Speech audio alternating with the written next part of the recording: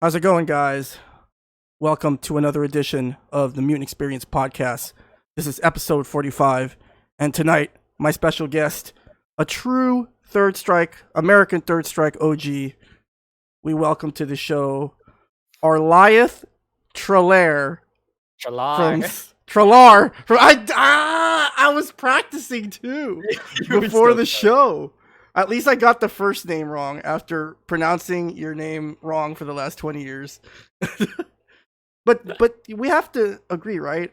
Our like Arlieth does sound a little better, right, than Arlieth. You don't think so? I mean, only if you call me Arlie, like Arlie, but not Oh, that's Tralaya. weird. That's weird. Okay, so Arlieth Tralare, aka Thomas Shin, a true OG American Third Strike legend, one of the very first Makoto mains. You came up in the ranks in the SoCal area, and so we're definitely going to get to that. But I just want to begin the podcast by thanking you for agreeing to come on the show, Tom, and taking time out of what probably is a very hectic time for you and all of us in this country. And so thank you so much for coming on the show, man. Oh, thank you for having me. All right. And so before we get started, I just wanted to give a quick shout out to someone that was very instrumental in allowing me to, make the Jazzy circuit work. And so today is the birthday of VF Hayato, aka Chris, the owner of iFix Machine. And so I just Oh, wanted to send a quick shout outs to Chris. Hayao, hopefully you're listening. Hopefully you're enjoying your birthday. iFix Machine, rest in peace, but it lives forever. And so shout outs to IFM. Shout outs to Chris. Happy birthday. All happy right. birthday, Chris. So enough of that. What's up, man? I mean, I've been meaning to get you on the show for quite some time. Obviously, you have been present at probably some of the most historic moments in Third Strike history. You are someone that probably was there from very, very early on, if not in the beginning, very close to the beginning. And so I am very excited for this podcast because one of the reasons that I do this show, Tom, is so that I can get testimony down. Who knows? Some nerd in the future might be interested in writing a history of Third Strike, and it's good to have sort of people's stories and their experiences laid down in some form or fashion. And so, thank you so much for helping me out here with that tonight. Oh, Uh, so you want the dirt? That's what's going on. oh no, it doesn't have to be dirt, man. Just basic stuff, man. Basic stuff. So let's start off with you, dude. Like, how did you, how did your kind of, I mean, I don't know if if you find this word offensive, but how did your love affair with Street Fighter begin? Because obviously we're You, at an age, right, where we're still playing it, so clearly there's yeah. something about it that we love. So I got into Street Fighter around. Well, I first played on the Super Nintendo and in the Hmm. arcades, right? Well, first the arcades. I used to ride my bike to 7-Eleven. We'd steal like quarters out of like dad's change jar and shit, and ride our bikes over to 7-Eleven, and then play and get our asses kicked by like you know the CPU, right? And then later on it came out on Super Nintendo, and so I learned a bunch of basics from there. But I didn't but as far as like Street Fighter 3 goes, and yet like becoming competitive and really learning how to play the game, that started around Second Impact in like 98 or 97. I forget what year it was. And I'd go to the arcade over there too, and I would be playing with Joel Benefiel, aka Buff Otaku, and he and a couple other friends would meet up all the time. Frankie 3S, Frank Melendez would show up there sometimes. Victor Vance would show up there sometimes. Because we were all Simi Valley, right? Hmm. And John D showed up. I remember this. He actually showed up one time. Him and his brother. And his brother would always pick Second Impact Akuma, and then later on Third Strike. And then John D would show up and he'd play Urian. And one time John D got like double perfected by Buff Otaku's Alex.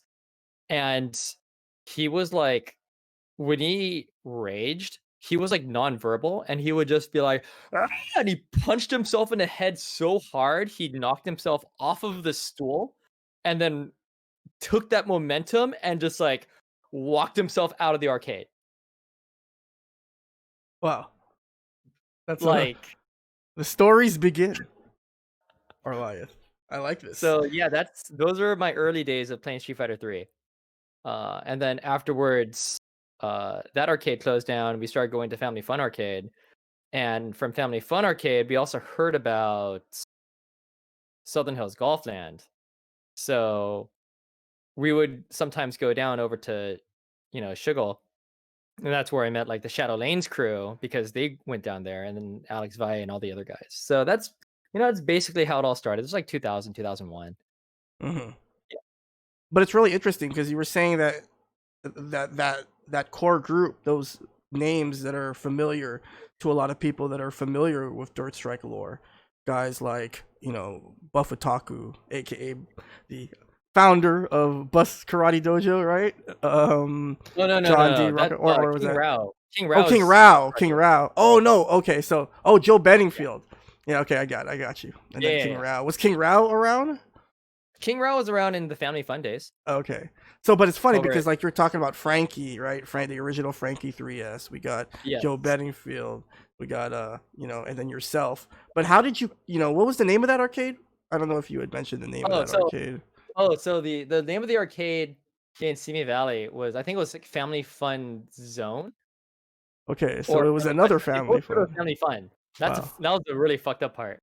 So it was either Family Fun Zone or Family Fun Time, Okay. and and then we went to Family Fun Arcade, and we all thought it was the same owner or some shit because the name was so similar. And Uh, then it turned out no, that was anything but. It was anything but. mm-hmm.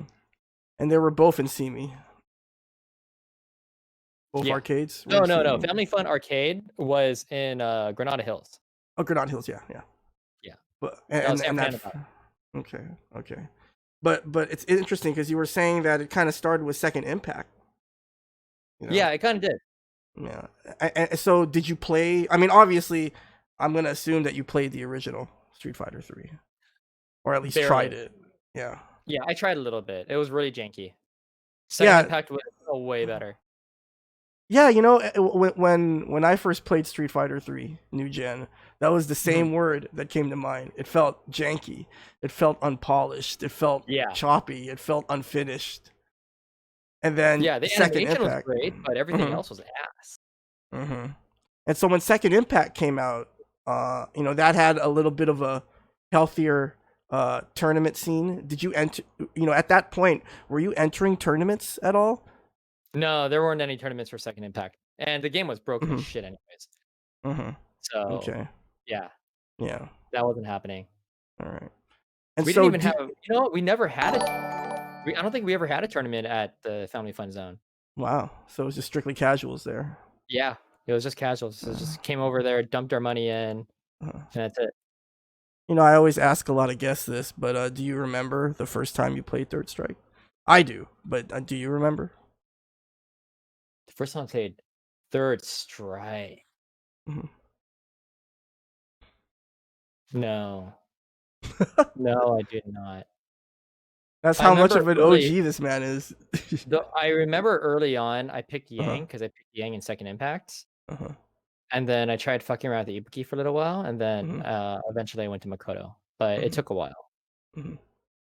Speaking of Yang, during my extensive research for this Mhm. podcast, I came across a very interesting game facts Oh, written by someone who spells their first name very identical to yours, yeah, Tom. yeah, It was a Yang guide, game facts. yep. If you guys want to Google that, I won't Oh my put the god. link on the screen. You Yeah, guys can. I mean, I wrote those as kind of, those like what, 1999 to 2001. Yeah, I wrote those as a way to learn my character yeah, and do some research, but we didn't have access to the MOOCs back then or any of the uh-huh, frame data or any real data whatsoever. yeah, Uh, and so it was really difficult to get that uh-huh, put together. And back then, also, I think around 2000, 2001, Skillsmith was around. I don't know if you remember that. Yeah, the Yeah. combo video maker, Yeah. right? Or So yeah. they had a website, and they had all of their shit in Japanese, and so Mm. I would be spending hours trying to translate that shit with a dictionary. Um, Wow. and that's how we found out about the Urine Unblockables, called, back then it was called the Flying Anago Special. Like anago being like saltwater eel or something, or freshwater eel, right? And we think it was because there was a Urian player named Anago, maybe. We don't know. There's no other explanation for it. But that was the combo, and the whole setup was called the Flying Anago Special. So Hey, that was the shit we were doing back then. yeah, I still pull it out every now and then. Sometimes the hits. Sometimes it's cool to pull it out every now and then. You know what? Actually, I did look up my own fact for Makoto Mhm, not too long ago, mhm, because I had documented every single attack that Makoto could parry and then punish with the Fukiage uppercut. yeah. And you know, I obviously, you know, giving you a little bit of hard time with those facts. Obviously, you wrote those when Yeah, you were a little yeah, kid. yeah, yeah. But I think it's awesome that we have those things. And so, you know, I don't know what the future of game facts is. I'm pretty sure that domain is safe forever. I don't know. Yo, you know who else wrote facts back Who else then? wrote facts? Ed Ma wrote a fact. Mm-hmm. I think he wrote a Makoto fact, to We be need to honest. dig all these back up, Tom. And his name was Ed Ma, Ed Ma, Ed Ma, Yeah, that's right. 3 times in a row. And then also James Chen wrote facts, but not for Third Strike. I think he wrote them for Mhm, like X-Men vs Street Fighter. yeah. And think about the resources, the limited resources you had to put together these facts. I mean, obviously, like you were saying, right? We didn't have access to frame data, any of that stuff, but just the sheer inability to kind of lab with the game itself. Because, you know, obviously we had the Dreamcast port, but like, Yeah, that was it. And Dreamcast had like stupid lag on it too. yeah. And so it was a very huge challenge. And so the fact that you even amassed, I think you wrote 3 facts. I think Makoto, Yang, and I forgot the third character, Ibuki. Ibuki. Yeah. And people still don't know how to fight Ibuki in America. But anyway, I digress. I don't know how to fight Ibuki in America. Shut the fuck. I ain't 10 I right now. dig- It's my soul. I digress. Anyway, so back to the trip down memory lane. Mm-hmm. You had mentioned that you had started kind of meeting other guys, players like Valle. And so, can you kind of describe a little bit about kind of the early Third Strike tournament scene, kind of like your earliest memories of competitive Third Strike? Oh, so there were things going on at both Southern Hill Golfland and Family Fun Arcade. At Golfland, I had run into, I think it was like Tony Cannon, Mm-hmm. whichever one of the Cannon brothers had his hair bleached Mm-hmm. and used Chun Super 3 Tensei Ranka. Mm-hmm. And the Shadowlands guys showed up. So Adolfo, Gio, JR, and then there's like 1 or 2 other dudes. Mm-hmm. And then there was like Visant, Don Snedden. I think Watson might show up there. Ed Ma definitely showed up. Of course, Valle. Flipmane, Jaha was there. Like, all the old school guys. And then and Derek Daniels. And then over at Family Fun Arcade, we had our own group of people. Pyro didn't show up for a while. Mm-hmm. Pyro, I don't think Pyro showed up until like maybe 2003. Mm-hmm. Uh, Vic was doing really well, but I think what happened was the Shadow Lanes guys found out about Family Fun Arcade, Mm-hmm. and they'd all take the bus to come over at every time we ran a tournament. And Geo with his Chun Li was wrecking all of us. Like he was undefeated for months So until Tom, huh? not to cut you off, but I've mentioned Geo before in Yeah. previous podcasts. But I feel like the memory of this man is fading because it doesn't seem like many people remember him, or you know, I'm pretty sure in SoCal circles people still remember that name. All right. But So let me. I mean, So I'll describe. can you explain to me just how good Geo was, not just in Third Strike, but just in fighting games in general? Okay. Because he So played other let me just. games. I'll describe Geo, and then I'll give you a Mhm. little bit of his legacy. Mhm. So Gio was like the best player to come out of Shadowlands, Mhm. period. And that's saying a lot. And when you look at him, he was like this very quiet, soft-spoken, mousy Mexican, skinny Mexican guy with glasses and, like short curly hair and, like really hard to look people in the eye. And then you put him in, he puts his fucking quarter in and he just became a fucking serial killer. I swear to God. It was absolutely merciless. And it wasn't just Third Strike he was good, and he was good in a whole shitload of fighting games. Like Yeah. he was the best CVS2 player in SoCal. Period. He like Alex Flores couldn't beat him, like a bunch of other guys couldn't beat him. Combo Fiend was having trouble against him. Like it was crazy. And Combo Fiend was like godlike in that game too. And he was winning all the tournaments. And in Third Strike, he was winning all the Family Fun tournaments with Chun Li. Until Victor Lee finally beat him in a mirror match. But to give you an idea of just how good Gio was, he actually had Daigo on the ropes at Evo 2004, the one at Cal Poly, no, 2003, the one at Cal Poly Pomona, where Evo Moment 37 happened. So it's the same year as the Daigo Perry. So that's Yes. 2004. Mhm. Was it 2004? Was Gio? No, I think the match we're talking about might have happened the year before. No, That it was the had to. same. Was that? It was not at UCLA. I was there for when this happened, and it Oh, was at Cal okay. Poly Pomona. Okay. Okay, it's Well, then it was 2004. 2004. Yeah. Yeah. So Gio literally baited Daigo on wake up to Mhm. whiff an uppercut, Mhm. and then Gio walked up and did crouching jab, jab, jab into normal Mantis instead of EX. And then Wow. Daigo punished the blocked Mantis with Shippuden 9-1. Mhm. And it was literally a last round, last match of the 2 out of 3 set, and jab, jab, jab combos into EX Mantis, but it doesn't combo the normal Mantis. And that was the first time in the years that I've known him that I've ever seen him straight up angry. Mm. Like I thought he was going to push the entire machine over. That's how fucking angry he was. Mm. And I'm like, yo, what the fuck happened? And he's like, I don't fucking know. It's also the first time I ever heard him cuss. And he just stomped out, right? And the very next match, it was Ricky Ortiz versus somebody else. And the very first thing Ricky does is Ricky stopped the match and went, my jab button isn't working. Or no, my strong button isn't working. And that's what fucked up Gio's Mantis stash. Mm. Because he couldn't EX his strong button wasn't working at all. Because you always use two buttons that are right next to each other.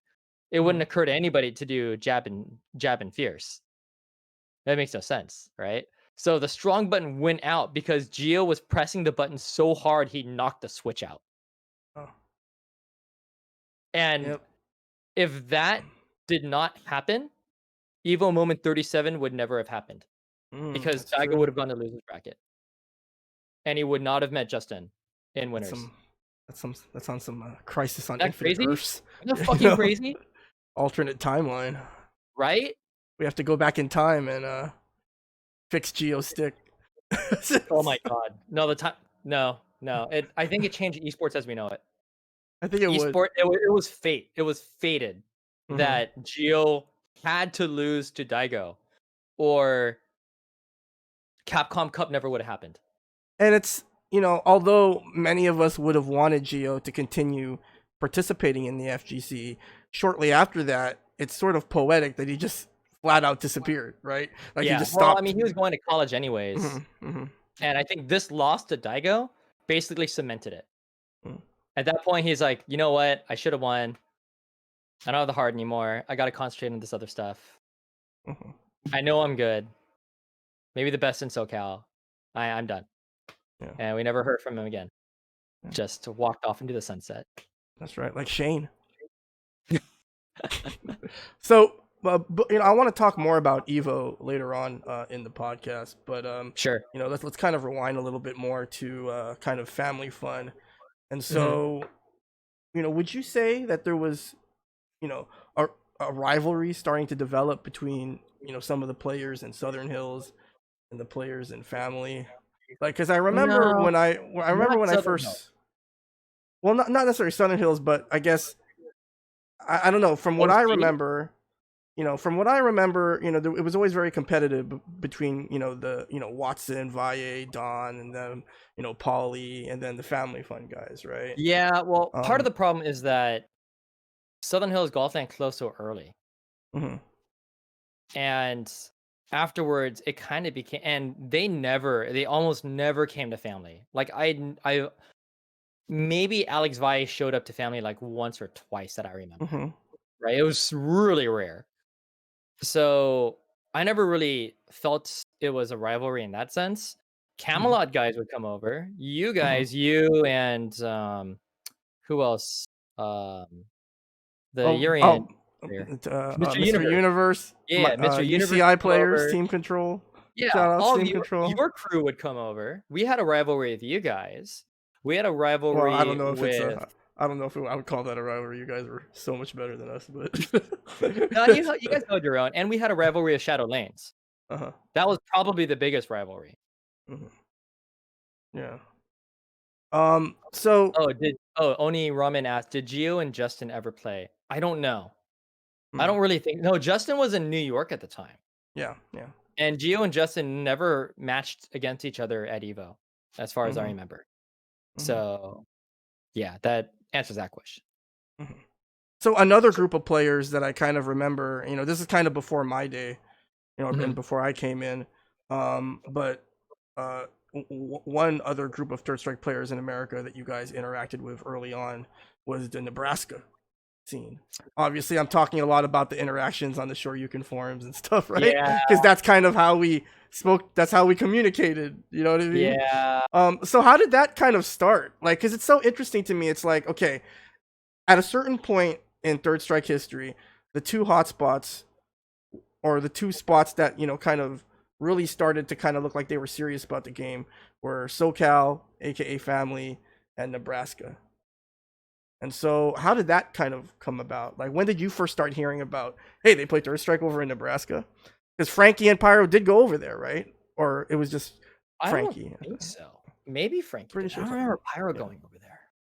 Well, maybe somebody did, yeah. but from what I recall, it had to have been after 2004 Mm-hmm. because in 2004, right before the Evo Pomona tournament, we held a tournament at Family Fun Arcade with Mm-hmm. all the Japanese players. So Sugiyama, KO, KSK, Mm-hmm. Kokujin, um, all the route, like all those guys were there, right? And so then we kept in touch with all of them. And so what happened was when the Nebraska tournament happened and they flew in all the Japanese players, like with their janky ghetto ass fucking Uh pseudo oh. Japanese panel that was like carved out of plywood and shit.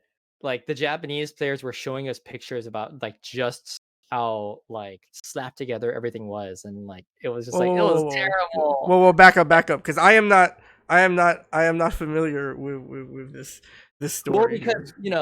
for those What? of you who don't know, back in the day, American sticks were substantially different from Japanese sticks, right? Mm-hmm. Because they were made to handle abuse.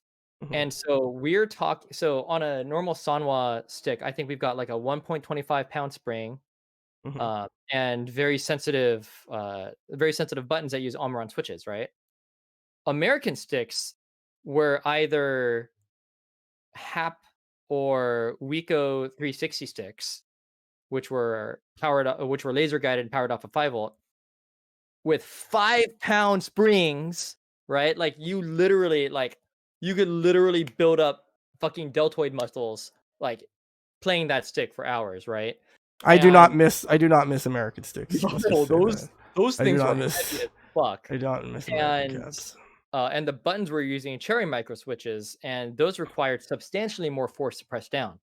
So it was very difficult to switch between the two. In fact, I didn't switch to Japanese until like 2008 or 2009. It was like Yeah. late because I didn't have a choice Hmm. because we just couldn't get Hap competition sticks anymore or the Wiko 360s. Um, so the Japanese players obviously couldn't get a hold of American sticks and they weren't used to it. So they had, yeah, Bat Top Life. So they had to get a special, like, it was like a hybrid, like Japanese on one side, American panel on the other. Like, and it was just drilled out of plywood with like the shit screwed in with like nuts and bolts. And it was, I can't believe it didn't break. Like it was ugly, right? But yeah, we never really got to play each other. You know, Hmm. Cameron Buckner was always talking shit, and then Shout outs to True Karate. you had Datrick Uh-huh. and Simon Yu, Huh. who I think were the other two guys, and they were like legit good, right? I Uh-huh. remember Yi telling me that Simon Yu was actually like was like really legit, Uh-huh. but like Cameron Buckner would just be like, "Yo, like like I'm a garbage man. I got like kids. I just want to smoke weed. I just want to like travel the world barefoot with just like shit in my bag like Ryu and just be like the world warrior or some shit." And I'm just like, all right, whatever. Whatever, Cameron. And so we just Uh-huh. never took him seriously. He would always talk Mhm. all the shit, and Pyro would just be like, "Shut the fuck up, Cameron." And then, we'd have to hold our boys back from getting banned on Shoryuken. But it was whatever. You know what? Actually, now I think about it, it Mhm. was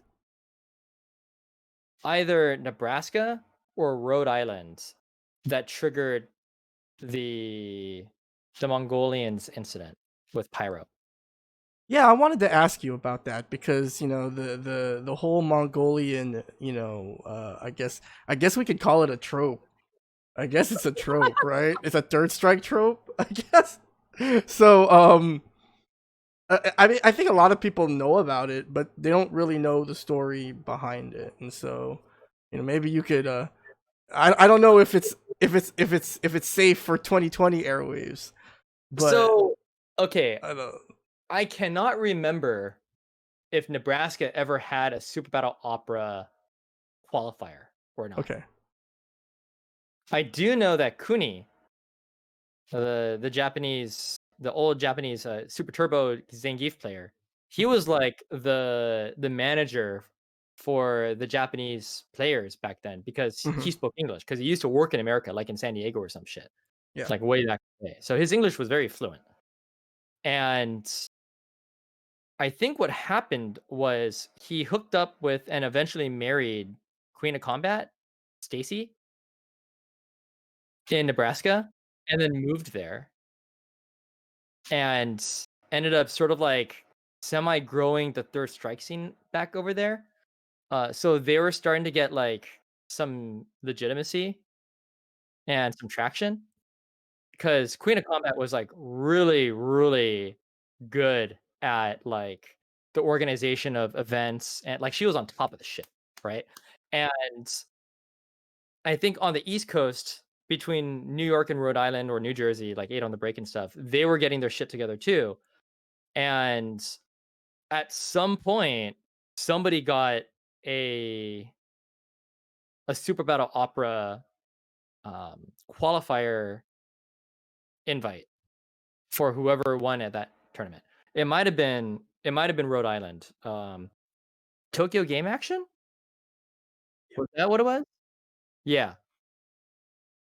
So what happened was Pyro was complaining that th- their qualifier was on a weekday and instead of a weekend.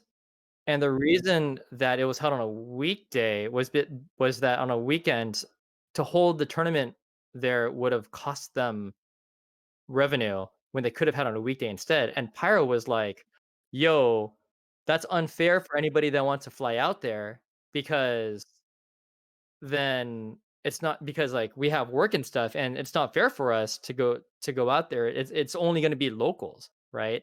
And so he kind of had a point, but then he started going like, "Where the fuck did these Mongolians get like this, Tokyo or this Super Battle Opera qualifier slot for. Like, it's only we should get it.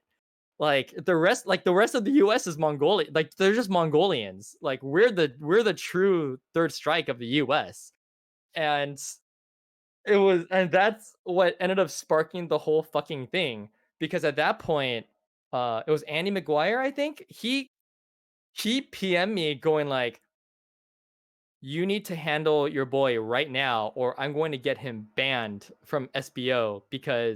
And he explained to me how he got it, because his wife was like an in-law of one of the people on the board of directors for SBO. And so it was through her connection that they got the spot. And they had legit, Japanese cabinets and parts and all this other stuff. And they had good players too, right? So but because of Pyro's misconduct, he very nearly got himself banned from SBO that year. So I had to make phone calls with both Andy, well, not both, Andy, John Choi, who was the American liaison for SBO, and Pyro. And I remember I was working insurance at the time, and and I must have spent like half an hour trying to calm Pyro down, going, "Look, it's not zero sum. Our qualifier is before, Tokyo Game Actions, right? It's like a month beforehand. If you're probably gonna win the one in America in Family Fun. So, but if you lose, then we can worry about you trying to compete at the Rhode Island one. But it's not worth even worrying about until ours is finished, and we can just hold ours a little bit earlier too, so you can have more time to make a decision." And like, it was just all this like, like you're probably gonna win this. It's fine. Who gives a fuck what they say? They're just like, you said it yourself. They're just Mongolians out in fucking Rhode Island. It's fine. Like, don't worry about it. Like, I was pulling every trick in a book to get him to calm down and just inflate his ego, right? And eventually he's like, all right, Tom, you're right. And I'm like, can you just do me one favor? Can you just say that either can you apologize? No, I'm not going to apologize. Fuck them. All right. Can you at least just say, since I don't really like, I'm just not going to participate in this any further. And he's like, all right, I can do that. So he did that. He actually did that. He actually said, I've decided it's not in my best interest to participate in this conversation any further. I I have very strong opinions about this, but I'm just going to move on. Right. It's probably still there in the archive somewhere. And like that, and then my boss at the time, when I was finished with the call, he came out and it's like, "Tom, that was that was the best fucking negotiation I have ever heard anyone do, like, in the past several years. Like, why the fuck can't you sell insurance like that?" And I'm like, "Fuck me." This backhanded compliment from that guy. Um, so yeah, like, yo, none of you guys were really around for just how savage the Third Strike community was back. We were eating each other alive, like, online. We were just fucking keyboard warriors and shit. Like Rennick being like one of the alpha keyboard warriors, and everyone else back then. But yeah, like we almost caused international incidences with that kind of shit.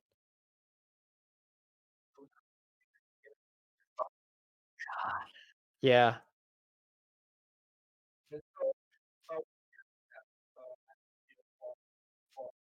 I want to say it might have been 2000. Yeah, it was definitely after you.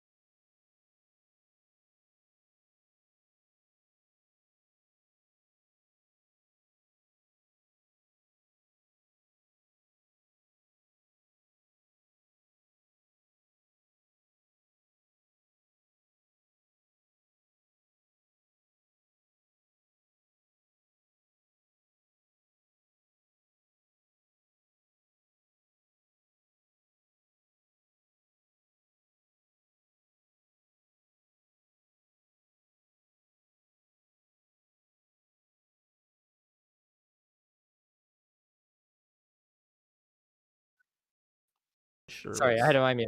Your mic is off. Oh, my mic is off. That's right. Your mic Yeah. has been off for the past like minute or something. Oh, okay. Well, let me go ahead and repeat all of that again.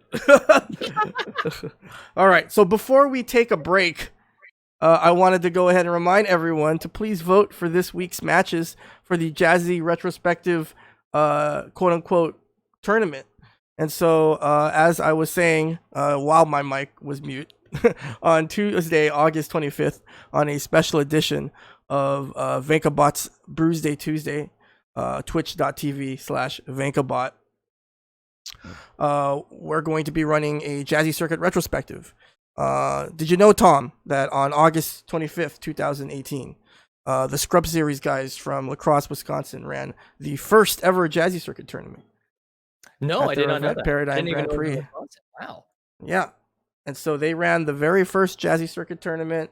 Shout outs to Mhm. Soul Avenger, aka Carrie from Chicago. He was the Oh, very nice. first winner of a Jazzy Circuit ranking event. And Nice. so basically August 25th, later this month, marks the 2-year anniversary of that event. And so to celebrate, we're going to be watching the top 8 matches in our short Jazzy Circuit history.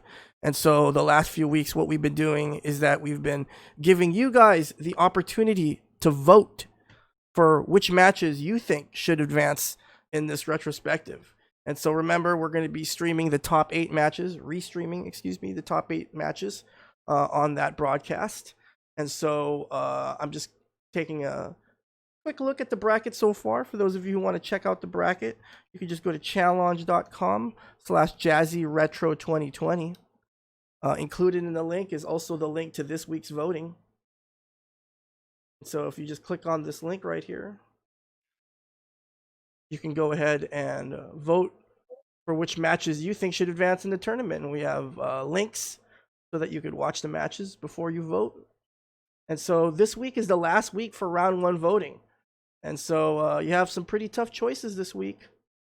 And so definitely consider voting and help us make the Jazzy retrospective something pretty cool later this month. And so, Arlieth, we're going to go ahead and take our first break. But when we come back, I kind of wanted to talk a little bit about Evo and Third Strike. Sure. I know Third Strike and Evolution have had a interesting history. And so I wanted to kind of get your thoughts on, sort of Third Strike and, or specifically Third Strike at Evo, which is something we already started talking about. But anyway, we're going to go ahead and take a quick break. When we come back, more Mutant XPerience podcast. Don't go anywhere, guys.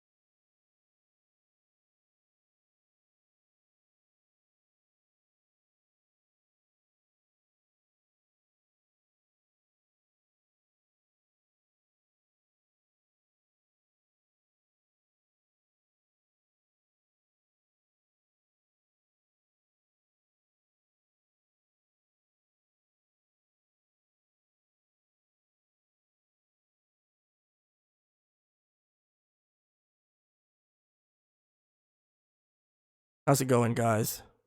We're back with more Mutant XPerience podcast, episode 45.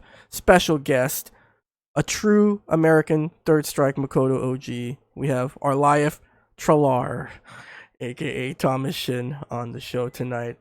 How's it going, Tom? Hope you're having some fun so far. Yeah, it's been a blast. All right, so I just thought we might pick up where we left off. I know we were talking a little bit about Evo, and Mhm. so let's talk about. I know, I'm sure there have been dozens, if not hundreds, of podcasts done on Evo 2004, or maybe not. I don't know how niche we are as a community, but as somebody, because this is, I'm trying to remember the last time I had someone on the show that was at Evolution 2004, like I was, and Mhm. so it's been quite some time since I've had Yeah. somebody who's been, who was at that event. And so, as I explained on a previous podcast, uh, Mhm. Evolution 2003 was the first Evo that I attended. That too was at Cal Poly actually, but I only attended as a spectator. It was just kind of something that my best friend had told me about, and we went to check it out. Um, then and that's when I started coming to Family Fun, sort Mm, of between I see. 2003 and 2004, and Got it. Evo 2004 was my first evolution, and it was also the first evolution where we switched to super guns, which was I see. obviously a big thing at the time, right? Um, Mhm. how spoiled how spoiled it seems like we were looking back on it now, but yeah. And so that was the first time that we switched to super guns. Obviously, it's the same Evo where, with the Daigo pair, you had already shared a story about Geo almost altering the course of esports in the FGC as we know it, potentially, had his strong button had worked on his joystick. So chat me up a little bit about Evo 2004. Like just for yourself as a competitor and as a player. Can you remember sort of what you were excited about the most about Evo 2K4? Japanese players. Yeah. Straight up Japanese Hmm. players. Hmm. Japanese players. Japanese players. Yeah. Rao And was there. so, yeah, Justin. let's run let's do sort of a roll call of all the Japanese players that were there. So for sure Sugiyama was there because I basically followed him the entire weekend. Yeah. And Kuni. remember, he got Kuni was the second. manager. He got second at that Family Fun tournament that you Yeah. guys ran, right? He beat Yeah, Daigo. yeah, exactly. Yeah, he beat Daigo, but he couldn't beat. Well, no one was beating KO that year Yeah, anyway, exactly. so That's what happened. No, it no wouldn't one could beat mattered. KO. Yeah. That's exactly what happened. So Um, Sugiyama went, Rao went. Who else? Let's run the uh, list. well, there's Kuni played. I don't know if Kuni played Ryu or if he just played it all. KSK KSK with for sure was there. KO was using. He was using 3 characters that weekend. Makoto was He one was of them, I only think. using Yun. So he was Yeah. also fucking around with Yang Uh-huh. and Makoto, SA3 Yeah. Makoto of Yeah. all things. Um, and Kokujin, Kokujin was there. yeah, And who and else? Kokujin. The thing is, Kokujin is like, you know how he's like super enthusiastic and shit. Mm-hmm. He would be like catching someone in frame traps with Dudley, Mm-hmm. and then doing like the toward forward kick, like, and then one of them would hit, and then he'd cancel directly into super, and then he'd kill someone with like a setup afterwards. And while he was doing like maybe sweep to sweep, sweep, jab up, jab machine gun, jab machine, he'd be like, "Fuck you, America! Fuck you, priority! America Gene!" And we were like, "Oh my fucking god, he's just owning our souls." And he would just be talking. And the thing is, we were on head-to-head cabinets, right? Uh-huh. But they were American, and so you couldn't see each other. Like, you had to yell across the arcade to the other side for the other person to hear you. Uh-huh. So he would be mashing the sticks and everything, and you just yelling the shit out. And so everyone in the entire arcade heard this big Japanese dude just going like, "Fuck you, Frankie! Fuck you, Yon! Fuck you, Pyrote!" Like all night because we couldn't beat him.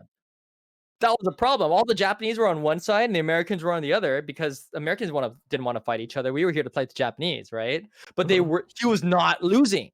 So because of that, we had to hear his shit talk for like half an hour straight because he would not lose. We could not beat him Mhm. until like Pyro eventually like got a game off of him. So I mentioned this in another podcast before, but do you remember KO carrying around a bag of candy? Like, No, so not a so bad. basically, KO would carry around a bag of candy. It just literally just had candy in it, Okay. and and at first I was like, oh, okay, whatever. But then I started like, I think other people were pointing out to me like, dude, KO eats a lot of fucking candy. Like he's just been Yeah. eating, he just eats candy and candy and candy while we were playing. And you know, like these when we used to go to family, right? Like we were there for hours, Yeah. hours. Yeah. So I was like, dude, Well, this guy must be like there high were on two sugar or other things about something. KO that a Hmm. lot of people didn't know about. So the Hmm. first thing is that KO was the only person there with a cell phone, Wow. with an American cell phone, Oh. because turns out his family had money. Hmm. And then that leads into the second thing, which also might go hand in hand with the candy, and that's that his father was actually, I believe, an Ozeki level sumo wrestler. Oh. Wow. So so his family was rich, Hmm. and part of that, like his appetite and stuff, might have been just genetics. Mm. But Interesting. yeah, he was a big guy even back then. Like Hmm. he's got like fucking E Honda muscles and everything. Uh-huh. Yeah. For me personally, obviously the highlight was Sugiyama. Just just it, like he literally, like, at the time, like I would have, I just, it looked like he was psychic. Like it looked Yeah, like at the time it looked like he just predicted everything you did, like yeah, it was what, like, crazy. and one of the things I remember the most is whenever the Japanese got us in the corner. Uh huh. Oh man, that was it. That was Yeah, it. you couldn't press a button, you were dead, We would just crumble. We and you would just couldn't do crumble. nothing because Yeah. you were dead. Yeah. Because So like I'm using mhm, Makoto, right? So if mhm, I get neutral thrown by Necro in the corner, I'm eating like 40% stun, yeah. right? Mm, yep. Like fuck me. I guess wrong twice in the corner, I'm done. Mhm, I press a button, I'm done. I don't press a button, I'm done. So and he was just doing that to everybody. He knew the optimal combos and setups and shit for mhm, basically every character. yeah. So, let's switch to the actual Evo event. Mhm. And so, aside from Third Strike, do you remember what else you entered? No, I think I was only there for Third Strike. I know a Hmm. lot of people were there for CVS2. Hmm. Yeah. That was the thing going on, but CVS2 took like fucking I Yeah. don't know whose bright idea it was to run CVS2 Grand Finals Uh-oh. double elimination with grand final resets 4 out of 7 games for a game that has 3 characters on each side and a full 99-second timer for every round where you gain health back between rounds, and half the guys were using K-Groove, where you get health back for doing just defense. So that shit took for a while. Yeah. And 3S was Ricky always last, right? 3S It was might have always been. last. I There can't quite always, remember. The yeah. only other thing that really sticks out in my mind Uh-huh. of my Evo 2004 experience was that at some point I volunteered to do commentary on IRC. Yes, I Uh, remember that. You were right in the front and you were actually yeah, transcribing the matches on IRC. yeah. Oh, I was doing all of top 8, and we didn't have an Ethernet connection, Mhm. and I had my shitty Dell, like it wasn't even a Pentium, it was like a DX2 laptop or some shit, right? And it was connected by USB to my phone, which Mhm. was calling via 144K modem, Give me that and I model lived number in phone, Seattle. Tom. What was the model number phone? Give it to us. Uh, Remember what it was? it was a it was a Samsung flip phone. It might have been like an SM1875 or something. Oh But man. Anyhow, it was so it connected to this ISP in Seattle for free, mind you. Mm-hmm. Well, charge wise it was free. Minutes wise it was not. And I was connected to that shit for upwards of 8 hours. Wow. And I was so worried that I was gonna bankrupt myself doing the commentary with like 400 plus hours worth of minute or 400 plus minutes because I had like 100-minute talk time plan on my phone or some shit. Mm-hmm. And then it turned out it was a weekend and I actually had free weekends on my plan. So Nice. I dodged a bullet there. But anyhow, this was the very first online commentated Evo tournament. And when Evo moment 37 happened, for 10 seconds before that, like it was clear Daigo was losing. Like he was about to fucking die. Mm-hmm. And I was like, like typing in like Justin, he's got super, like Daigo like just ate a fierce or something. He's got no health left. If Justin just super, Daigo's gonna die by chip damage. And then they're walking back and forth, and then dot dot dot, and then I started typing, "Oh my god. Oh my god. Oh my god. Oh my god. Oh my god. What the fuck? What the fuck? Copy, paste, mash, mash, mash, mash, mash. What the fuck? What the fuck? What the fuck?" And everyone's like, "Yo, what happened? Yo, what happened?" And I'm like, Daigo fucking parried the entire super and then jumped, parried the rest, and then did uppercut to super and killed Justin.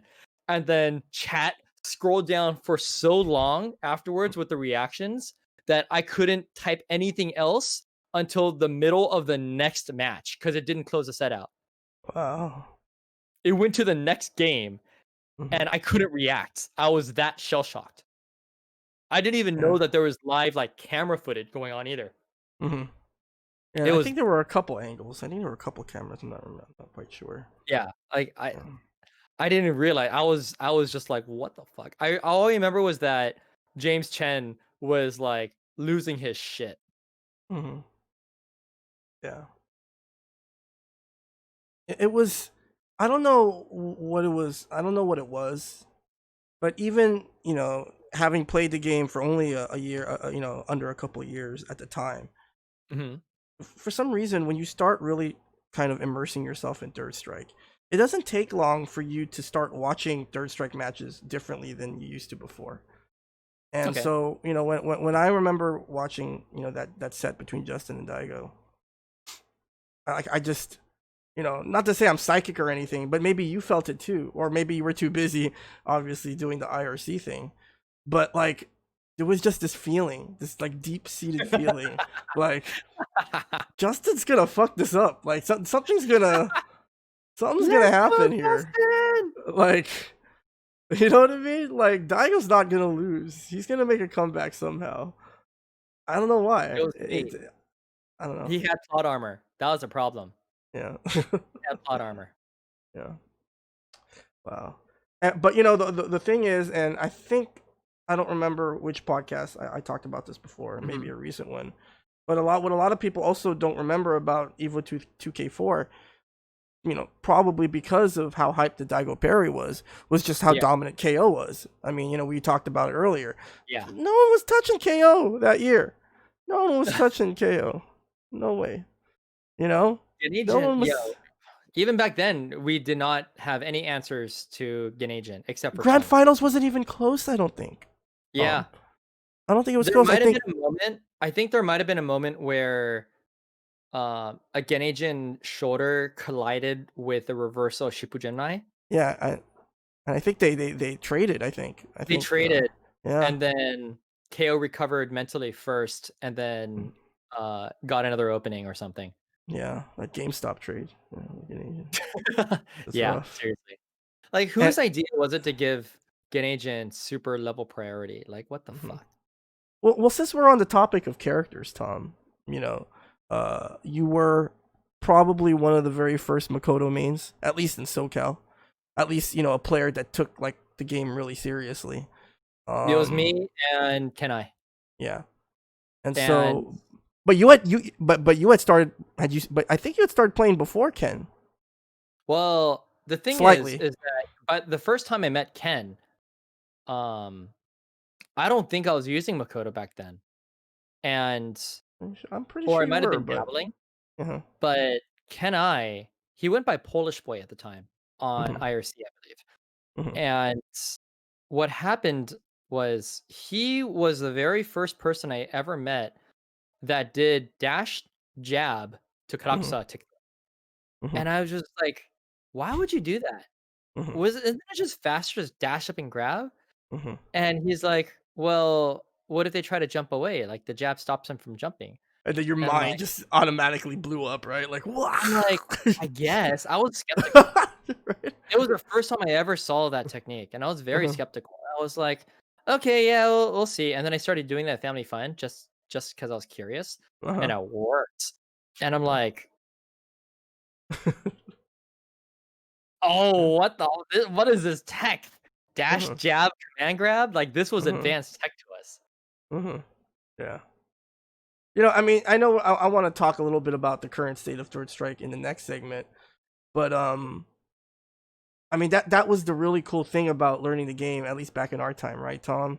Like like just theorizing some shit, and then like you're just that anticipation, like you can't wait to get to the arcade and like try it, or like see if something works, or I don't know. It's a feeling that's kind of, it's not the same. I don't know. I mean, it's kind of similar, right? Like I'm sure you obviously you play the modern game still, and you do some labbing work yourself.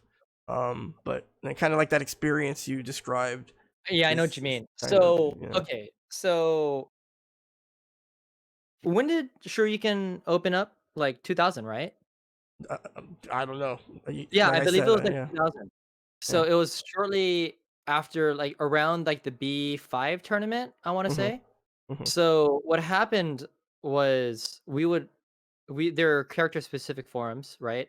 mhm, And so we would be like theorizing like, hey, so what if you do this? Or, mhm, like whenever like, do you think you could red parry this for like a good, for a good punish? Or, mhm. we'd be theory crafting all this shit, right? But it wouldn't really matter until you went to the arcade to test it out. Yeah. And it was like a 25-minute drive for me to get to family. Like not too bad. Uh-huh. So, like, that's what we would end up doing was, it would just be this back and forth, and not a whole lot of us had, like, a decent data plan or anything back then Mhm, for our phones mhm, to look anything up, let alone Wi-Fi. Like, we didn't have Wi-Fi at family. So, it would and so some of us would just have, like, printed out shit from the forums, like, combos to try out or, punishes to try in this situation, you know? mhm. Like, that's Yeah. how I figured out that you could parry Yoon's fucking dash punch and then punish with jab Fukiage. Because Mhm, Pyro would get me almost every time if I try to do anything by doing a Seichusen at the corner against his Yoon, and then he'd land on the ground, get up, and he would immediately just try to do jab special, right? And I would try to parry it, and sometimes I'd fuck it up, but I was like, "All right, what can I really do?" And then somehow I figured out, well, what if I just uppercut it? And it worked. And it did like 70% stun to his ass or some bullshit. And he was like so pissed. He had to go outside and smoke afterwards.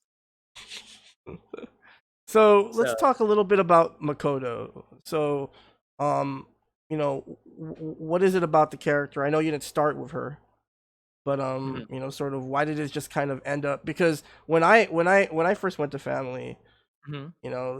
always like a newcomer, whenever they go to family, there's somebody in the arcade that's gonna fill you in, right, on the pecking Yeah. order of family.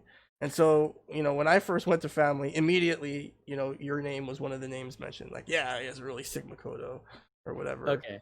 So you already had a reputation, by the time that I first went to family, which is around I 2003, actually I didn't know think, this, but okay. 2004. But so kind of, what was your mindset with Makoto, and why did you eventually kind of settle on her? Well, because Yang wasn't quite doing it for me Mhm, in Third Strike. Because in Second Impact, he was a very good character. You could do dive kick, low short, low forward into mhm, normal mantis slash. like off of a low short, you still got normal Manta Slash as long as you Hunter Chained into it, right? Mm. Um, but then I wasn't able to compete with like Sean, Ibuki, and Akuma because they were clearly top tier. They were on a tier, on their own, right? But in Third Strike, I was trying to experiment. I think it might Mhm. have been Buff Otaku who suggested I try Makoto, right? Mhm. And I would use Makoto Super 1 because I didn't know how to really do Makoto Super 2. And basically, like I figured out that I could do dash, command grab, fierce dash, fierce to Hayate, link into Super 1, Mhm. right? Or low forward kick into Super 1, or standing strong into Super 1, confirm, or Oroshi chop into Super One. You're starting to get a pattern here, right? Like, No, oh you my were you god, were I can the connect this shit off anything. yeah, you were the SA1 master, right? Like that was Yeah, kind of your thing. You were one of the first people that I saw, link those supers. Like especially like I don't know if you remember, but you used to do this like I don't know why, I mean, I guess it's easy to parry or whatever, but you would do that jump medium, the jump forward link into into SA1, oh yeah, the the jump knuckle punch. no, the jump medium kick, the jump Oh, forward, medium the kick, jump yeah, medium. that would Yeah, happen too, but yeah, the jump knuckle punch would actually hit deeper, so I would use yeah. that one too. It's similar to how Q players would do jump jab, the claw, Mhm. and then if it hit, they would just link into Super Two, the deadly double. Mhm. You could just link it right away. So it was a really similar. That's how I picked it up, was just doing Mhm. the raw jump in with Mhm. the crazy active frames into a super.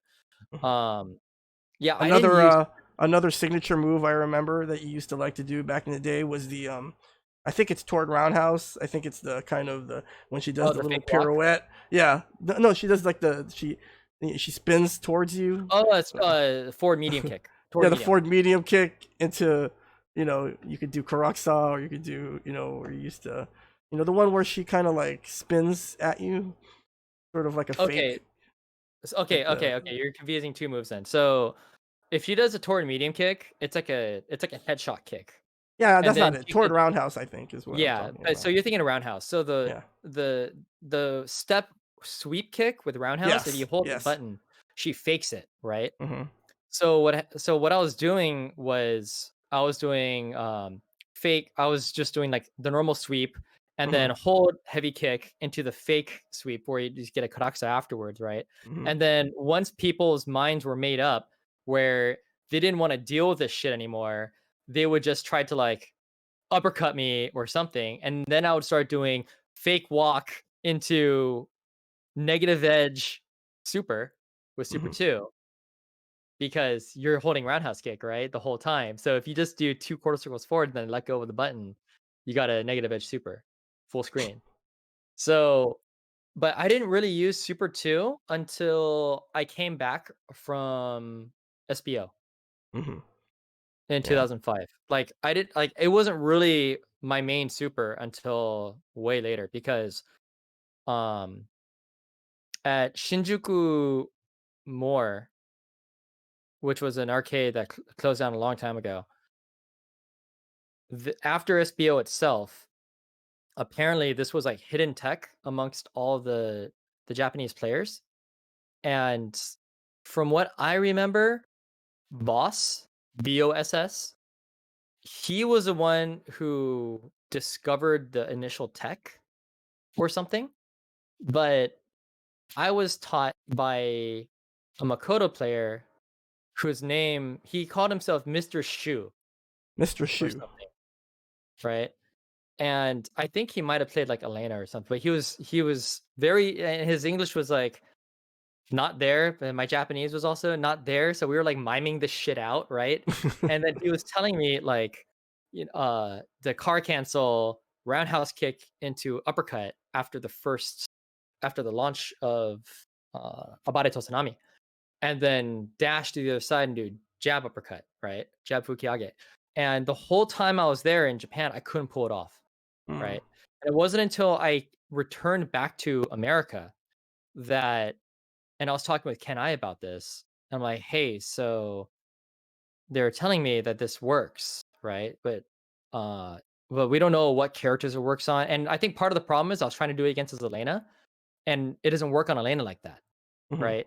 To do it on Elena is completely different, different tournament or a different setup. Mhm. So, and this was like, I'm pretty sure this was 2005. So what happened was on SRK forums, word started getting out that once Kenai and I figured out how to actually do it, that the Makoto players at Family Fun were they had some new secret combo that I swear to God did 100% stun. Like I'm not bullshitting. Like somebody was like trying to sound the alarm bells, going like Makoto's a broken ass fucking character or some shit, right? Mhm. And then everyone started getting pissed off at me for not explaining how to do it or doing a video. And I'm like, first of all, I don't have the equipment to record this. Mhm. And second of all, it's hard for me to describe it because you don't really know if you got it successfully or not unless you saw the camera shift. And without a video to explain it, it doesn't make any sense Mhm.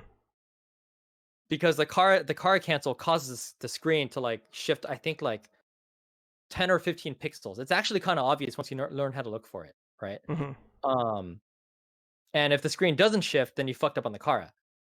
So we're trying to like Kenai and I are trying to explain this to people, and I think at a certain point, Mike Z also figured it out, and then so he's trying to teach people, but then not to much avail. But yeah, from that point on, I think I started trying to main Super 2 with Makoto, except for certain matchups like Yin and Yang. Mhm. Yeah. And so tell me a little bit more about Japan, because we're talking about the 2005 trip, and Mhm. just so everyone knows, you were one of the qualifying Third Strike teams from America. It was you, Oh, right? I It got a was story. you, Pyro Lee, and Frankie, I believe, was the team in Yeah, 2005. Frankie 3, yes, Yeah, Frankie Melendez. and so aside from you guys, what other sort of family players made the trip? Uh, Was it just the three of Um, you, or did anyone tag no. along? So there were a couple other people that showed up. Mm-hmm. Yi went there Mm-hmm. because we had to take multiple cars, right? Yeah. So Yi showed up. Vic Vance, Vinny, I think, and Vinny was like a scrub back then. Actually, I don't know if Vinny was even there. Yi was our group scrub back then. He Okay. got he I think he was this close to getting double perfected by Ricky Ortiz Wow. at the tournament, the singles tournament that we held the night before the SBO quals. Mm-hmm. Ricky was so good at spacing with Chun Li that like with Chun Li, Yi got punched 7 times in a row with standing fierce and got stunned. Wow. Like, when was the last time you saw Chun Li stun a character? And then Ricky killed Yi with SA2 and like got a perfect off him. And then so Yi was so shattered by this that he had to go outside to the parking lot Uh-huh. and he was just sitting on the curb. And I swear to God, I thought he was gonna start running into traffic because Wow. there's like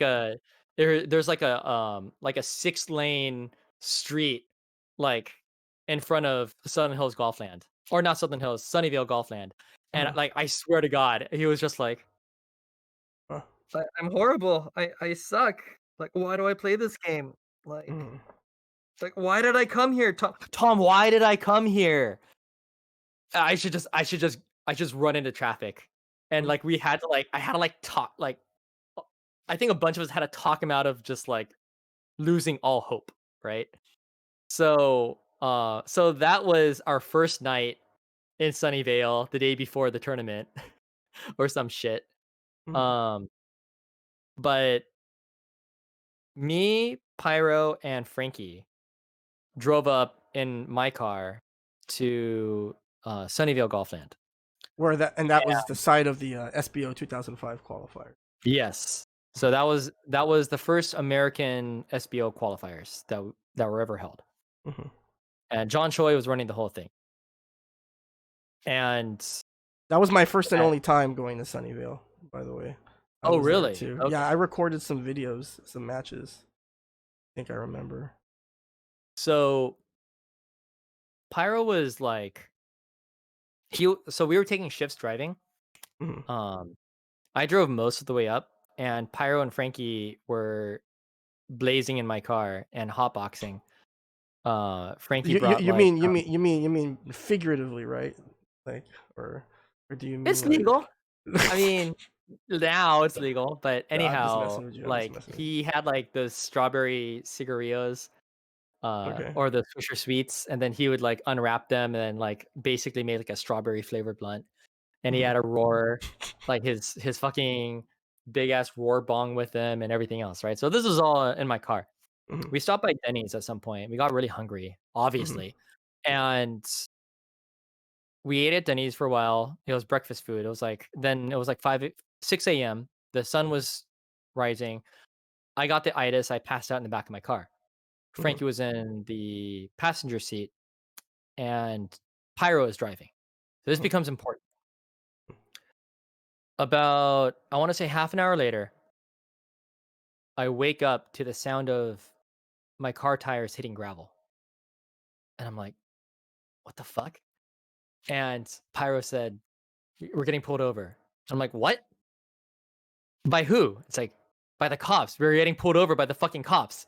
And I'm like, why? And it's like, I don't fucking know. And Frankie is like, and we're like, Frankie, wake the fuck up. Frankie, wake up. And it's like, whoa, whoa, whoa, whoa, whoa. Cop, like the police is like fucking, and he's like, oh shit. And so he's sitting in the passenger seat. The roar is right next to his leg. So he had a sweater that he draped over his leg and put his leg next to the bong so that it was like part of his leg underneath the sweater. And then then he hid the pipe in his pocket, and um we didn't know what else to do, right? But fortunately there was nothing inside the glove compartment. So the cop came around, and he came over to the passenger side, not the driver's side, right? Because the passenger side, or because the driver's side is next to traffic, right? So the cop came around on this side away from traffic where Frankie was. He leans in with his sunglasses, and it was a motorcycle cop. He leans in and he's Mhm. like, you know, I've been following you boys for the past 2 miles. What's wrong with you? Are you boys high? And it's like, and we're like, no, officer, no, no, no, no, no, no, no, no. It's like, where are you boys coming from? Oh, we came from like Los Angeles. Like, why are you driving so fast? Oh, Pyro's like, I'm sorry, officer. I just, just lost track. There's no one on the road, right? Like, so I was just driving. It's on cruise control. I didn't realize. It's Mhm. like, you didn't see me following you for the past like 5 minutes, like with the sirens. Were you high? You boys been smoking the moto? And then at that moment, when Moto. he said smoking the moto, we're like, we're like, no, no, officer. Frankie's like, no, we have not been smoking the moto, right? And he's like, license, registration, proof of insurance. And then Pyro looks over to me and he's like, yo, where is it? I'm like, oh, it's in the glove box. It's like, okay. And then so Frankie's like, I got it. So he Mhm. leans over, right? So the the bong is next to his left leg, okay? Mhm. So he's leaning over into the glove box to cover up the profile of the bong next to his leg, Mhm. and he's fishing around for a while, and he finds, all three pieces of documentation, right? Then he closes it, and he turns over to the officer, and remember, we just came from Denny's, right? And he had like the dankest fucking sausage gravy hash browns, eggs, pancakes, like you know, like he was stoned, right? So he had like the Grand Slam breakfast, and he's like, "Here you go, officer," and he's like breathing dragon breath, like Denny's like the shittiest breath you could imagine, like into the cop's face, and the cop's like, "All right." And then he looks at, and then now he's like pissed off at Frankie though, right? Uh-huh. So he's like, that like, why you gotta? Is that a lighter? You sure you boys happen to smoking? That looks a lighter. Why do you got a lighter like on your center console? And then Huh. Frankie, fucking bless his soul, he had cigarettes in his shirt pocket, and he's like, Uh-huh. because I had cigarettes, officer. Like more of the fucking sausage breath into his face, and he's like, all right, you boys stay put. I'll be back. He just walks back. And he's just like this. Like we see it in the rearview mirror, and he's just like, and then runs my plates, takes a sweet time, and we're like, you know, Pyro, you know how there's a single like a single man tournament going on today, and then like later on it's supposed to be the SPO thing. Wouldn't it be funny if you won the singles tournament and that paid off your speeding ticket? And it's like, yeah, yeah, that'd be nice. And then the officer comes back. It's like, I'm writing you a speeding ticket, doing 80. Like you're doing 80, but you seem like okay kids, just stupid. So I just wrote a Did he 75. literally say stupid? You just like you seem like okay Something. And kids, he but was you're he was kind of stupid. mad, but then he Uh-huh. he but at the same time, like we were just kind of like kids. Mhm. So he wrote Pyro a speeding ticket. It was a minor one, and then he's like, drive slower, and then he just drives off, and he just he goes off, right? Wow. And there's cars passing us like, Yeah. and it's causing our car to shake every single time because of the shockwave, and we're just like chilling there for a while. And Pyro goes, yo, wouldn't it be really funny if the three of us like qualified like as a team? Mhm. Like, what would you name ourselves? And Frankie's like, Team Moto. Team Moto. And that's actually what happened. We won. We got top 3 at the Mhm. qualifier. Pyro won the singles tournament before everything else. He Huh. won the prize money, which actually paid off his speeding ticket. And then it was top 3. It wasn't a team tournament. It was top 3. First place, second place, third place gets to be the 3-man Mhm. team for SBO. And we got top 3. And there was a point where it was a round robin bracket because not Mhm. everyone wanted to enter. I think it was maybe like 13 people entered at most or something.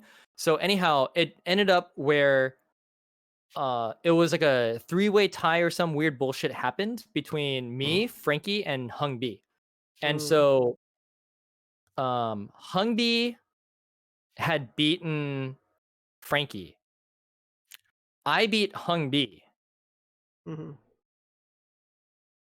And if I had beaten Frankie, then Hung B would have qualified in 3rd place. Mhm. And I lost. I lost to Frankie. Mhm. And because at first I'm like, yo, do I have to play this?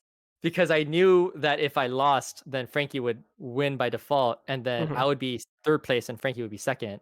Mhm. And then so Hungbi and Watson, justifiably so, were screaming at John Choi that I was going to throw my match against Frankie. And so I pretended to try to play. I picked Super 2 instead of Super 1 against this Mhm. Denjin Ryu. Mhm. And so at one point, what happened was he knocked me down and was charging a Denjin Fireball. And I did Wake Up Super 2 thinking that he was just going to let it rip and hit me with a level 4 Denjin on my Wake Up. Mhm. And he held it a little bit too long. I dodged the Denjin and I went over and hit him with a Raw Super 2 on Wake Up. and I killed him game 1. And Hungbi and I think and Watson, I think one other person, maybe Don or the Ghetto Don or somebody, they were like just like, yo, he might do it. You might qualify. And then I lost the next two games to Frankie, and then Frankie won, and like we were just like yes. And then Hung never really like forgave me for that. Like they knew. They knew I threw it, but they didn't really have proof. And I didn't really say anything for like 15 years. Yeah.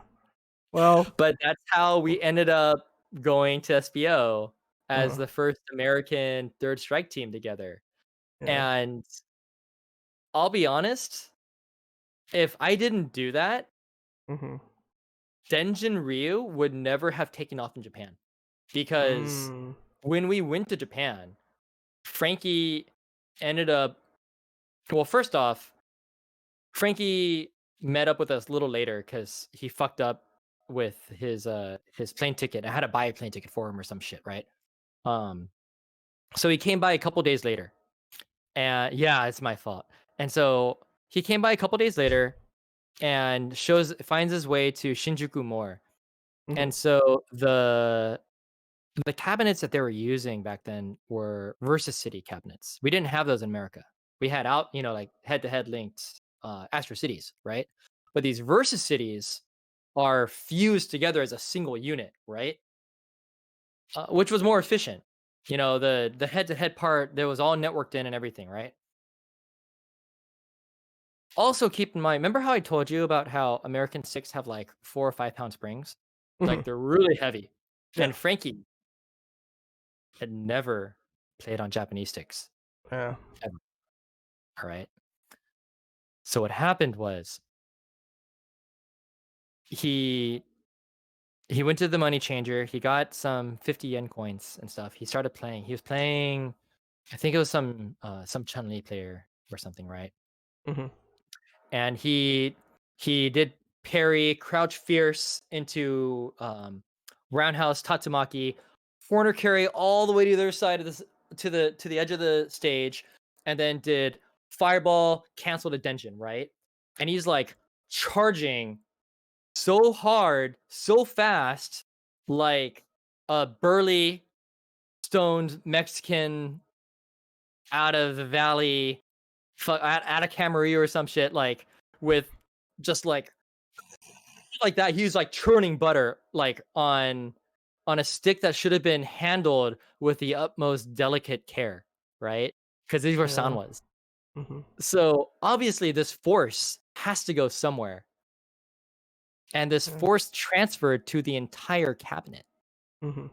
So on the other side, this poor Japanese boy was like trying to get ready to parry Denjin Hadoken when the entire cabinet, I shit you not, was going like that. And everyone in the entire arcade heard it. Like it just echoed throughout the whole thing, just this bang, like this banging of this whole fucking cabinet. And then Frankie lets a level 5 Denjin rip, and the dude could not parry it because literally the cabinet was like 4 inches away from his hands. Like he physically heard the fucking like move the cabinet. Mm-hmm. And and then like so then he won, right? Obviously. And then no one played him for like a good 5 minutes. They were like all talking to each other, like it's like It's like Frankie came with his own rumble pack. Or, right. I don't know if it was a rumble pack. I think he literally caused like a 6.4 earthquake in Tokyo that day. Like it was like I thought we were going to get arrested. That's how bad it was. Like that's how hard he fucking shook the machine. Like we thought we were gonna get kicked out for damaging equipment. And then we're like, yo, Frankie. He said, yeah. It's like, no, you can't do that. Like, don't fucking mash the joystick so hard. He goes, oh, sorry. And we're like, oh my god. But that's not really yeah. our fault, right, Tom? Because we were so well. Maybe it is actually. Now that we're on this topic, I wanted to ask you this question: why do you think it took so long for you guys to switch over to Japanese sticks? Because I remember a time when I first got into the scene and I first came to family, the Japanese cabs were like the desert, man. They like nobody played on them. We just had You're the right. big You're blues, the absolutely head right. to heads. They So were why do you think Namco it took? Cyber leads. Yeah. So why do you think it took so long for you guys to sort of adopt Japanese parts? Because I mean, you could have Um, easily rigged something up where you could have put it on like the big blues. I think that's what they have at the boiler room, right? I think yeah, yeah, one yeah, of yeah. their The big blue cabinets, the stand-up cabinets. So yeah. the main problem Hmm. was that anywhere else we played was on American sticks, Hmm. American cabinets. Whether it was James Games, Sunnyvale Golfland, Hmm. Camelot, Regency, the zone, like the plant, it didn't fucking matter. Everyone used American sticks. So in order to stay competitive in America, you had to Except play on those sticks. except Arcade Infinity, right? Yeah, but who went there? That's true. Like barely Nobody went anybody there ever went back in the day. Yeah, right. for Third Strike. Nobody really Yeah, went there. yeah. People Nobody people went went there. to people didn't really in our area didn't go to Arcade Infinity until Street Fighter 4 came out. Yeah, yeah, But we never went there unless it was to play Bimani games, yeah. like DDR Uh-huh, or Beatmania or Drum Mania or uh-huh. Guitar Freaks or whatever. But we never went for Third Strike. It's funny because I was dating someone that was going to Cal Poly Pomona, and Uh huh. so the two arcades that I would always go to are Super Arcade and Arcade Infinity. And I remember Mr. Universe Marvin, shout outs to Marvin. He always wanted to go to Arcade Infinity because he always preferred Japanese, but he never spoke up because Yeah. he was a quiet dude. But like he Yeah. always like whenever he would practice on Dreamcast, it would be Mhm. on that. I don't care what anyone says. It's a shitty stick. It looks nice, but it's a really shitty stick. The Dreamcast You talking about stick. the Agatech? Yeah, the stock, with the green ball top Yeah, and yeah, yeah, yeah. yeah, The old green one.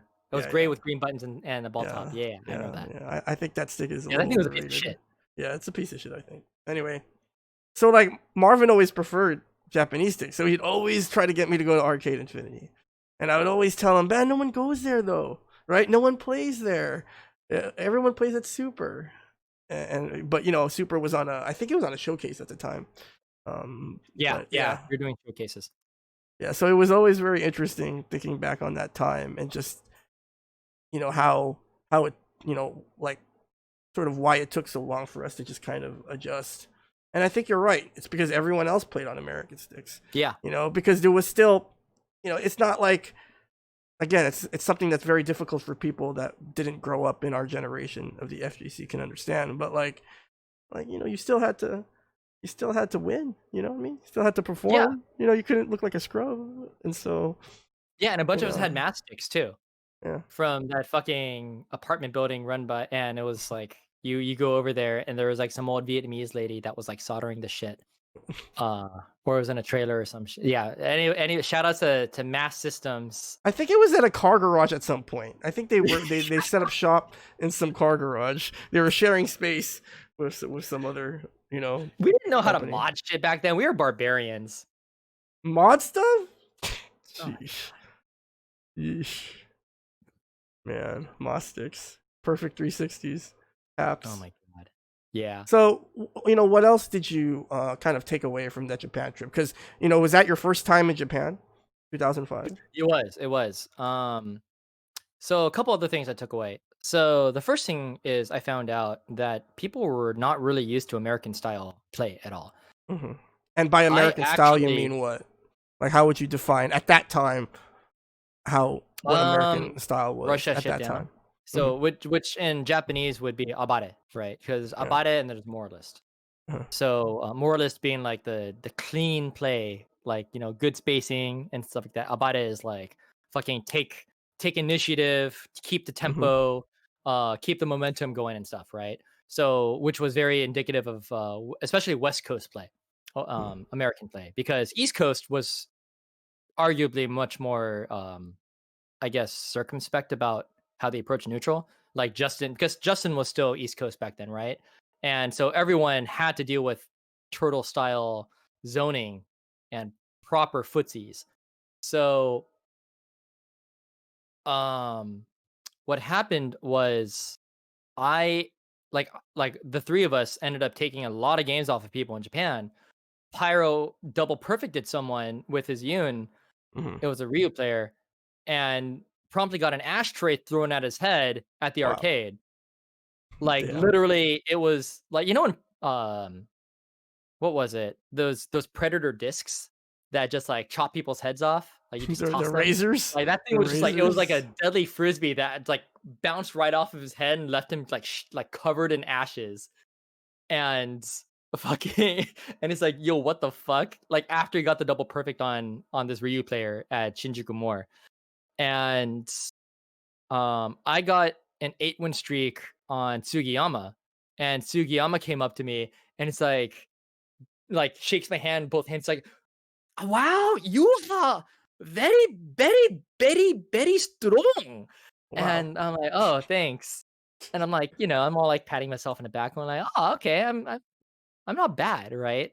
And then Pino walks up, Pino AB7, Uh-huh. and he fucking wrecks me, Uh, right?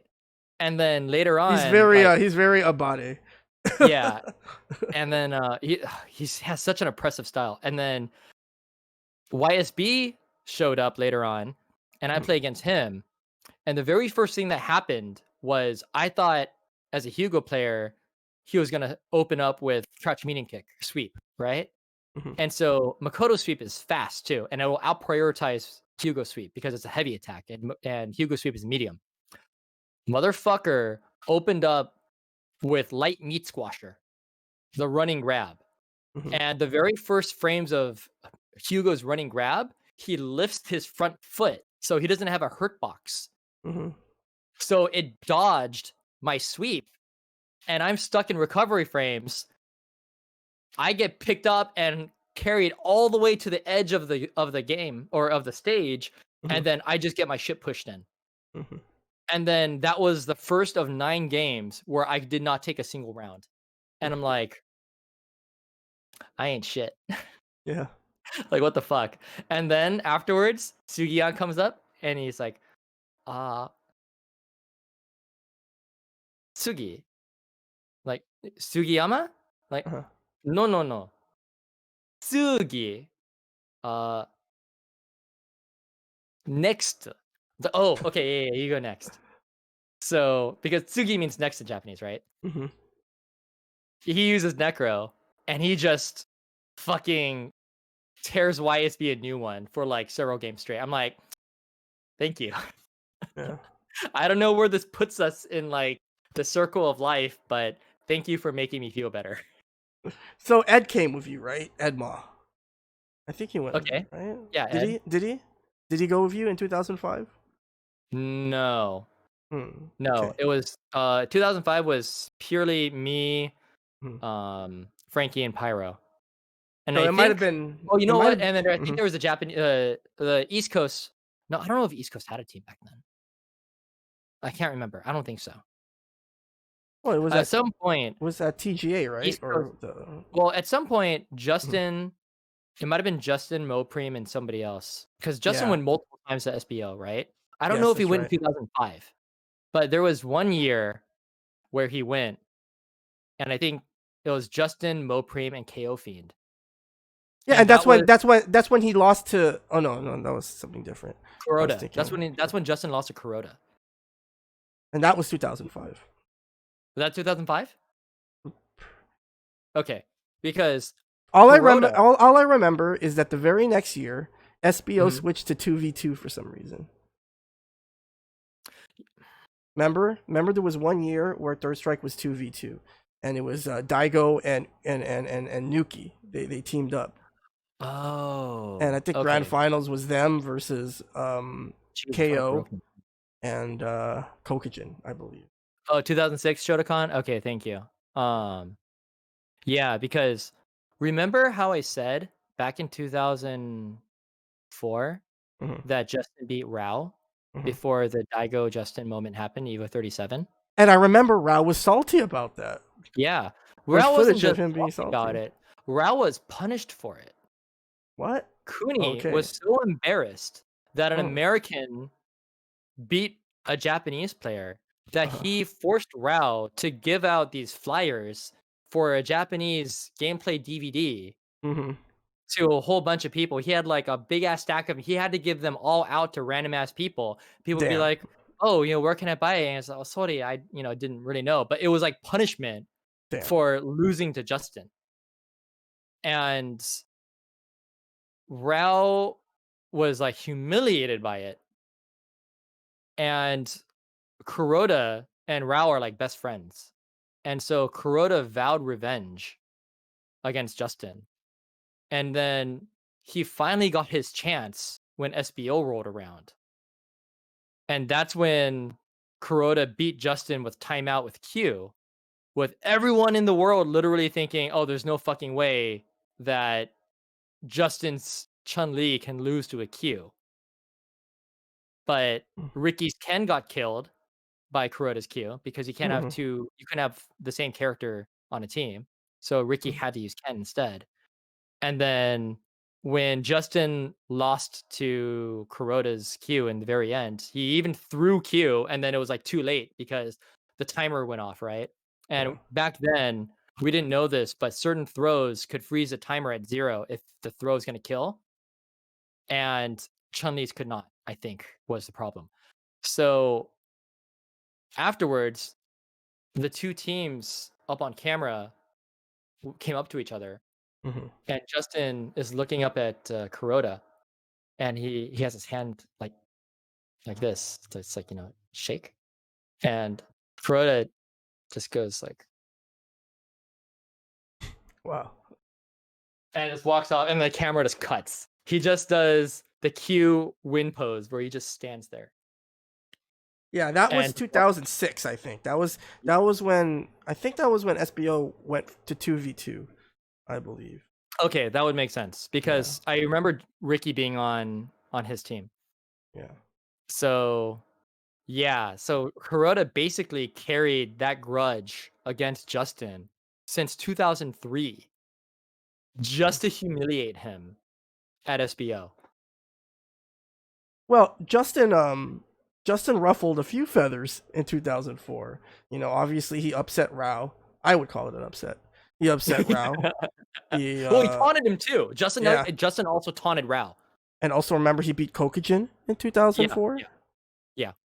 So it's not like Justin just kind of had a walk in the park to losers finals or winner semis.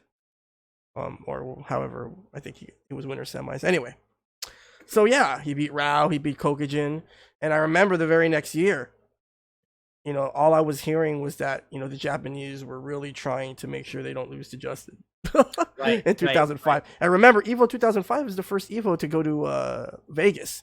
It was at the it wasn't on the Strip. It was It was Green in Valley some Ranch. other. I think it was like Red Rock or some. I don't know what the name No, of it it. was Green Valley Ranch. At Green Valley Ranch. Mhm. That was when I played KSK and he power bombed me 5 times in a row. But anyway, shout outs to KSK. Tom, I had the game, man. It was third round. I had him dead to rights. He had no life, and he hit me with flash chop. He hit me with one knockdown, and I froze, man. I couldn't. Oh my god. I froze. Anyway, so I You remember know, the discussion what leading else up to that happened? Evo. I was gonna say, you know what else happened with KSK at the Green Valley Ranch Evo? Okay, what happened? Is I think he was playing Ricky Ortiz's Chun. Uh-huh. And remember, this is Alex Chun, right?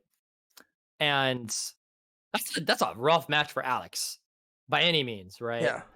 And what happened was, uh, we were we were trying to help out Ricky because Uh-huh. we had played KSK a bunch of times because KSK has been to America several times by now, right? Uh-huh. And we're like, oh yeah, he likes to do this, like he likes to set up like whiff jump strong into like power bomb and shit like that, right? Uh-huh. And then Cooney ran up to me and was yelling at me, going like, "No coaching, no coaching!" And then you know what, motherfucker, Nuki, fucking, what was it? Nuki started yelling. His Ricky's Chun got KSK with a car throw, right? And Uh-huh. he was into the corner, and he's like walking back, and he was like doing like crouch jab and another car throw. And then all of a sudden, to my right, I heard Nuki yelling, "Duh!" And then KSK got the hint and did wake up stomp right when Ricky was going to do another car throw. And not only did it hit, it crossed up, which puts Justin into the, or not Justin, Ricky into the corner, and then Ricky ended up losing due to momentum. And then so then Clooney and I are screaming fucking bloody murder at each other because we're like, I thought you said no coaching. He's coaching. And it's like, no, he's not coaching. And we're like, no, that was coaching. So Clooney and I are fucking yelling at each other while this match is still going on. And then Clooney and I nearly get fucking ejected from like the front area of Evo because of that bullshit. Wow. So yeah, I remember that Evo. I remember that very well. Also, 2005 Evo was also the Evo where with the infamous one game pools in Third Strike. Do you remember that? That might have been the second time of Green Valley. You know, but I know for sure it was 2005 because I was also there. And I remember, I think it was a scheduling issue. They were running out of time, and like all of a sudden, arbitrarily, okay, Third Strike pool is one game now. What the? Like in the middle of like, I thought that was like 2007 or 2008. No, that was 2005. I know for sure that was 2005. Was it 2007? Because I remember, because like the Evo that I'm talking about is 2005 for sure. Because I remember the first Third Strike tournament in Vegas for Evo was not single game. I'm pretty sure it was because I remember who was in my pool. I know True Tech was in my pool. Trying to think of some other people, but I do remember, you know, I do remember they had switched it to one game because they were running out of time. We can confirm it some other way, but I'm pretty sure because 2006 was the year where they started doing regional Evos, right? Evo East, Evo West, Evo. So okay, but yeah. Anyway, yeah. But yeah, so that Evo 2005, a lot of the Japanese players were really or the talk was that they were really trying to make sure that they didn't lose to Justin. That part I definitely would concur with. Justin was literally public enemy number 1. For Third Strike, Pyro might have been public enemy number 2. Okay, so I want to kind of end this segment by kind of bringing up an issue that's might be a little touchy considering the parties involved, but another very familiar narrative among Third Strike enthusiasts is the whole Evo hates Third Strike sort of like narrative, right? So I mean, I'm sure you've heard it before, right? Like where does this come from exactly? Like where do you feel it comes from? The Cannon brothers were very vocal about how much they did not like Third Strike because they're a Super Turbo head. And to be fair, Third Strike does not play like a traditional Street Fighter game. No, it doesn't. By any means, right? No. If you cannot carry over a lot of those fundamentals to other games or vice versa. So yeah, there was no secret. It was not a secret that they did not like the game. I don't know if that also extended to Mr. Wizard. Vi liked it. Vi played the shit out of it. Yeah. But as far as like the rest of the old guard and the Illuminati, yeah, like it wasn't really like their favorite game. But it also drew it, like had some of the biggest crowds from what I remember. I mean, it was always last. That's what I remember. The Evos I went to, it was always last. I can't remember if Marvel had a bigger draw than Third Strike though, because I feel like Marvel is also way up there. Yeah, we'd have to check the numbers if anyone even keeps those attendance numbers. Probably the Cannons do somewhere. Okay. A record of the attendance. But anyway, going back to the question. I mean, I do know that there was some, that a lot of the Family Fun players were very vocal about their, opinion about Evo, particularly starting in 2004 when they switched from cabs to super guns. Yeah. And so, I mean, is it just mainly just the Third Strike players kind of wanting to kind of keep that experience, feeling that the game demands that sort of purist approach? And that's kind of why the two kind of drifted apart. Because like you were saying, even to this day, Tom, right? Third Strike is hype. I always like to say everyone has a little Third Strike in them. You know what I mean? Even the people who profess to hate the game, I feel like everyone has a little Third Strike in them. I mean, it still continually gets this positive response and stuff like that.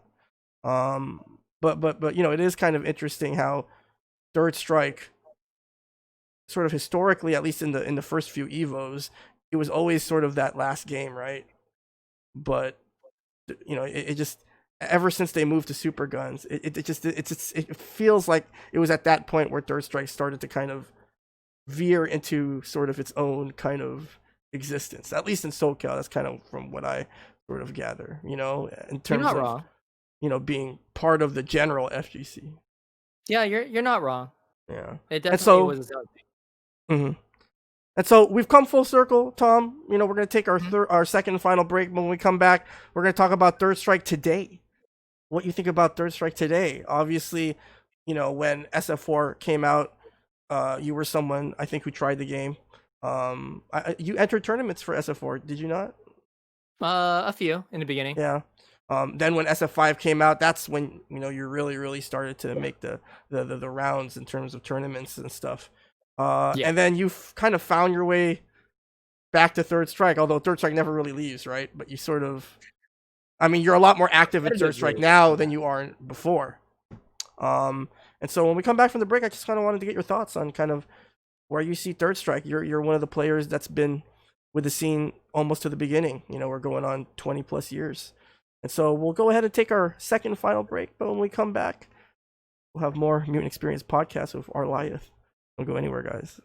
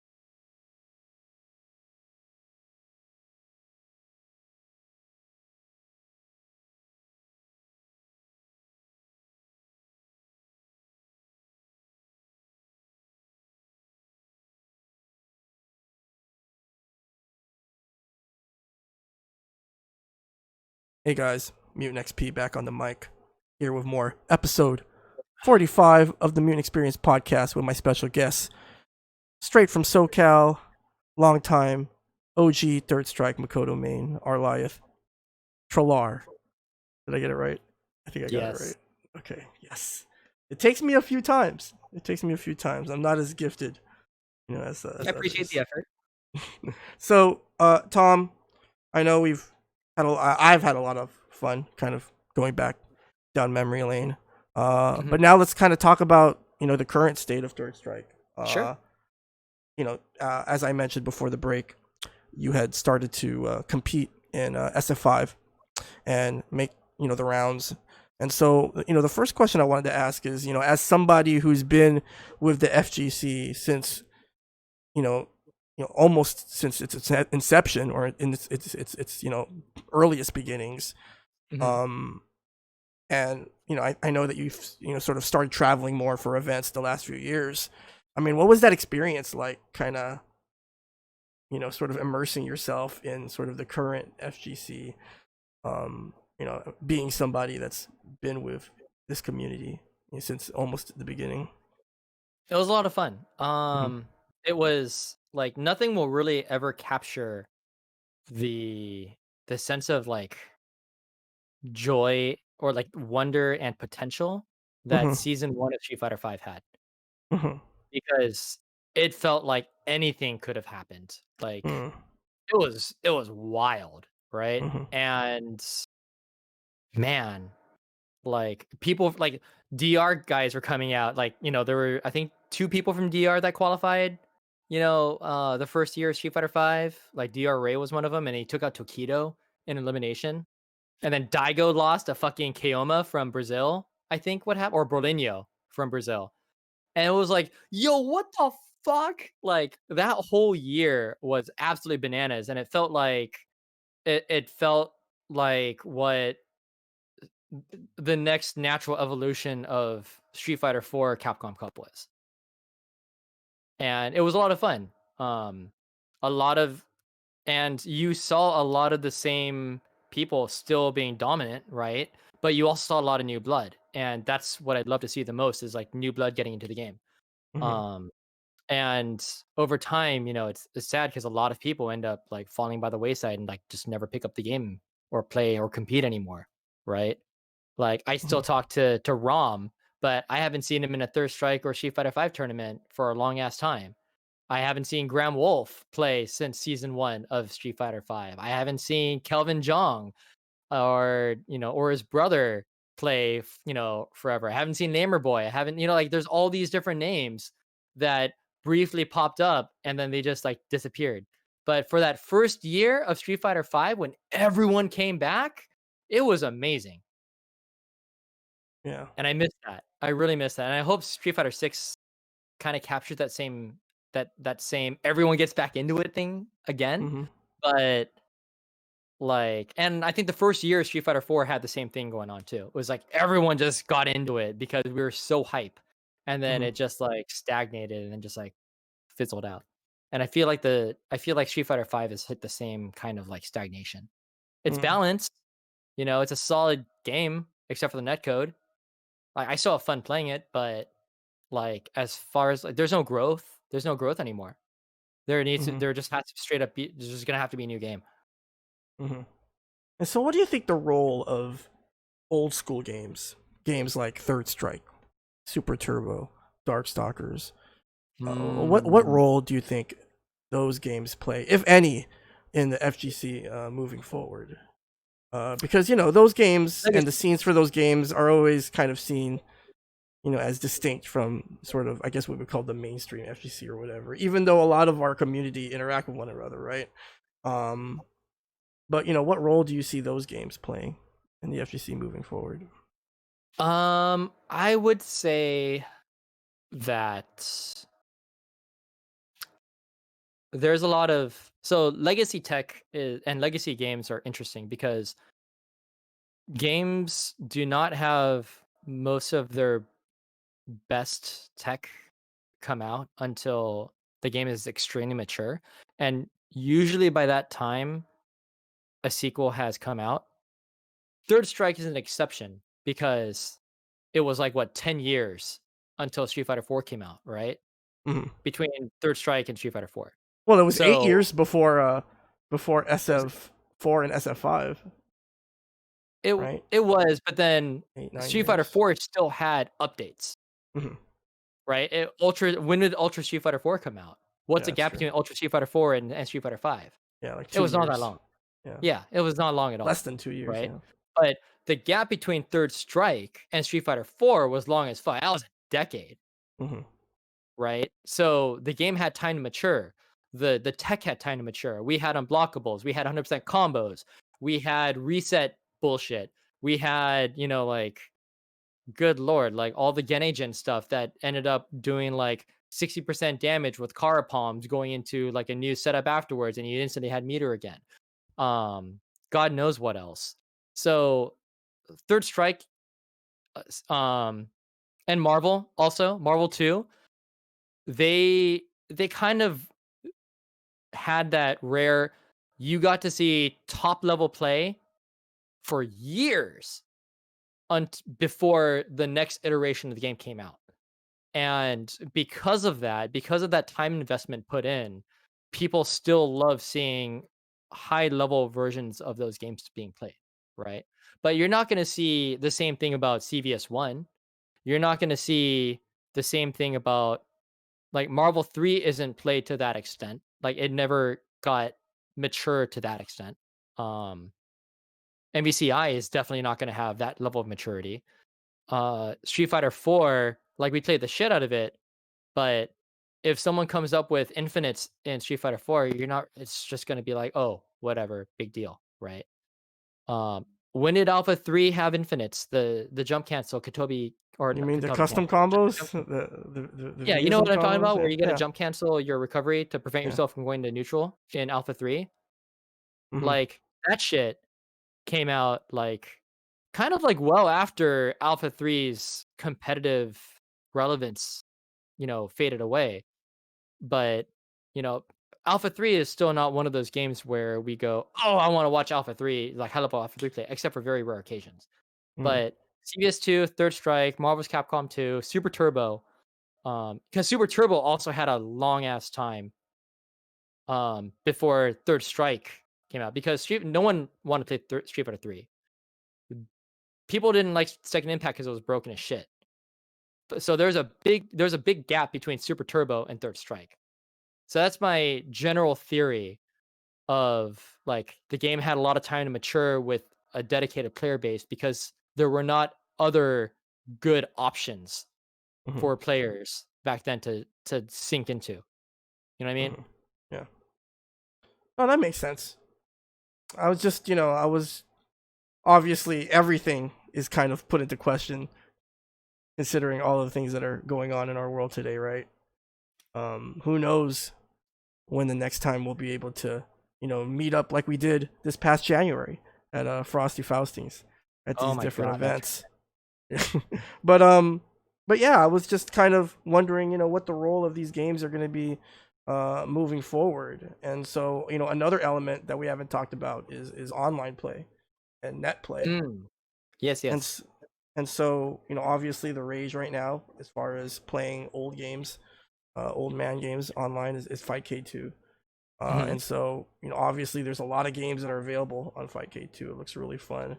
But Dirt Strike is obviously like sort of a scene that's been, has a long history of struggling to kind of like it's funny when I think back on the Third Strike scene because I don't know if there's any other scene that did it to this magnitude, but I've mentioned it in previous episodes where I've just sort of talked about how like Third Strike players like we can't like nothing pleases us when it comes to ports. You know what I mean? Like Yeah. like and again, you from the very beginning. I mean, I'm sure you were one of the first people to try out GGPO when it first came out. Well, before GGPO, what was before GGPO? There was stuff before GGPO. But yeah, I mean, in terms of playing Third Strike online and ports and stuff like that, I remember for a while PS2 became the tournament standard, then the OE era and all that. Oh Um, yeah. and so, you know, I know that historically we sort of view that as kind of a negative, right? The idea that, man, Capcom just can't give us like a decent port, or oh, why can't we have a decent way to play Third Strike online, Well, it's and because CPS3 etc. is special snowflake fucking Yeah, hardware. yeah. You know, the I think a frame lot rate of is it what, has to like do. 59.59 hertz instead of Hmm. 59.97? Hmm. No, I think a lot of it has to do with the original hardware. But Yeah. like looking back on it, Tom, and I don't know, maybe you could speak on this. But if I look back on all of the different ports that they've Mhm. made for Third Strike, like Yeah. it to me it's a wonder just how like we always like to trash Capcom and bag on Capcom, but like this game has been like obviously it's never going to be as big as, or who knows, maybe it's never going to be as big as it was before, but it's still relevant, right? Because people keep putting out ports of this game. You know what I mean? Like PS2 had a Yeah. port, Dreamcast had a port, PS3 had a port, Xbox 360, OE, PS4. Who Right. knows? Maybe Third Strike will Switch. have a 40th anniversary. Um, and so I know historically we view this as a bad thing, but looking back on it, I kind of view it as a good thing because it's like, think about like just all that exposure, right? Like they keep making this game, you know? Yeah. Yeah. I don't know. What are your thoughts about that? Like, and why do you think that is? Is this just something about Third Strike? I mean, well, like, let's look at 30th anniversary, right? They Okay. added Street Fighter 1, Hmm. which is kind of cool. Yeah. Um, Street Fighter, all the versions of Street Fighter 2, Hmm. and Street Fighter 3, all the Alpha series, Hmm. right? And the Arcade Perfect, Hmm. technically speaking. Like they Yeah. even have the glitches. Like I can boot up Second Impact right now, and with Ibuki do like crouch roundhouse, stand roundhouse, jump straight up into air chain, and potentially break the fucking game, right? Well, actually, shout Like outs to Flash G, Flash Gordon. Flash. He actually posted some videos when 30th first came out Yep. demonstrating the Ibuki Yep. glitches. I actually managed to crash my PlayStation doing that shit, like following Flash's videos. Hmm. Like it was godlike. I'm like, what? I didn't know the PlayStation 4 could blue screen. That's crazy. Hmm. So, Yeah. so yeah, I mean that stuff exists. But you know what? I will also say that 30th anniversary, Third Strike led me to uh figuring out in a way how to fix the Makoto Ken crash glitch Hmm. because they patched that crash with a runtime patch, not a ROM patch. The ROM in it is actually originally exactly the same. And Hmm. then in the arcade projects forums, I think someone did like memory address analysis of the crash and the comparison of the bytes between 30th anniversary Third Strike and the original ROM and why it wasn't crashing. And it turns out there's a 1 byte change in a certain address for a runtime patch that prevented it from crashing. And I'm Hmm. like, what? And so then, who was Darksoft implemented the patch into the Darksoft cart. So you can now flash that patched version Hmm. of Third Strike, which is arcade perfect in every other way except for crashing the game if Ken kills Makoto with neutral throw, Hmm. which Yeah. is really funny. Like in some ways, like the engineering that was done in Third Strike or for 30th anniversary is like top, like chef's kiss. Like it's amazing, right? Like bless them for taking the time to figure that shit out. But then why is the UI for it so fucking terrible? Why Yeah. are It's the garbage. menus bad? Why can't I raise my volume in the game? Why can't I remap basic shit to my from my keyboard to my stick? You know, it's like Uh-huh. ugh. But I am glad that certain things ended up getting fixed and patched out and stuff. Hmm. Um where was I going with this? I Well, I feel was just like asking you about, kind of just all of the different ports of Third Strike and, looking back well, on I it. mean I will say this also that um Third Strike or 30th anniversary not having crossplay Hmm. really kind of fucked things up as far Yeah, as being able to find matches. I think all of us You knew know, that before the get go. it's useless to try to play on the PC version unless you have friends that go, "Oh, I'm gonna just hop on," right? Hmm. However, when the whole Fightcade thing, oh my god, like I could not play Fightcade 2 or Fightcade 1, Hmm. and I could not play the early versions of Fightcade 2. It was Hmm. ass. It was Hmm. not optimized for Windows 10 or Windows 8 or even Windows or maybe Windows 7. You couldn't disable Arrow, and that was like 99% of the problems with the frame rates and GPU contention.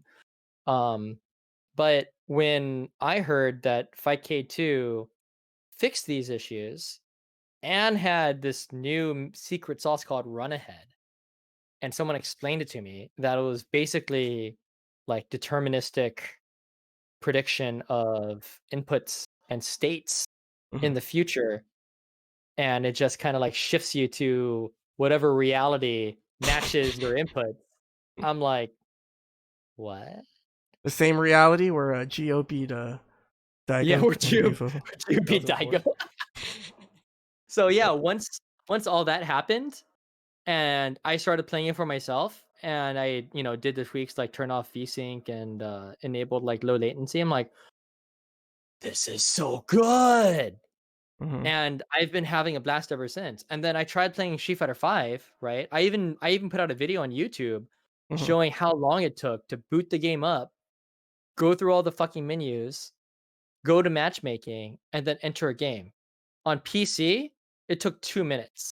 On PS4, theoretically it's 3 minutes from start to finish.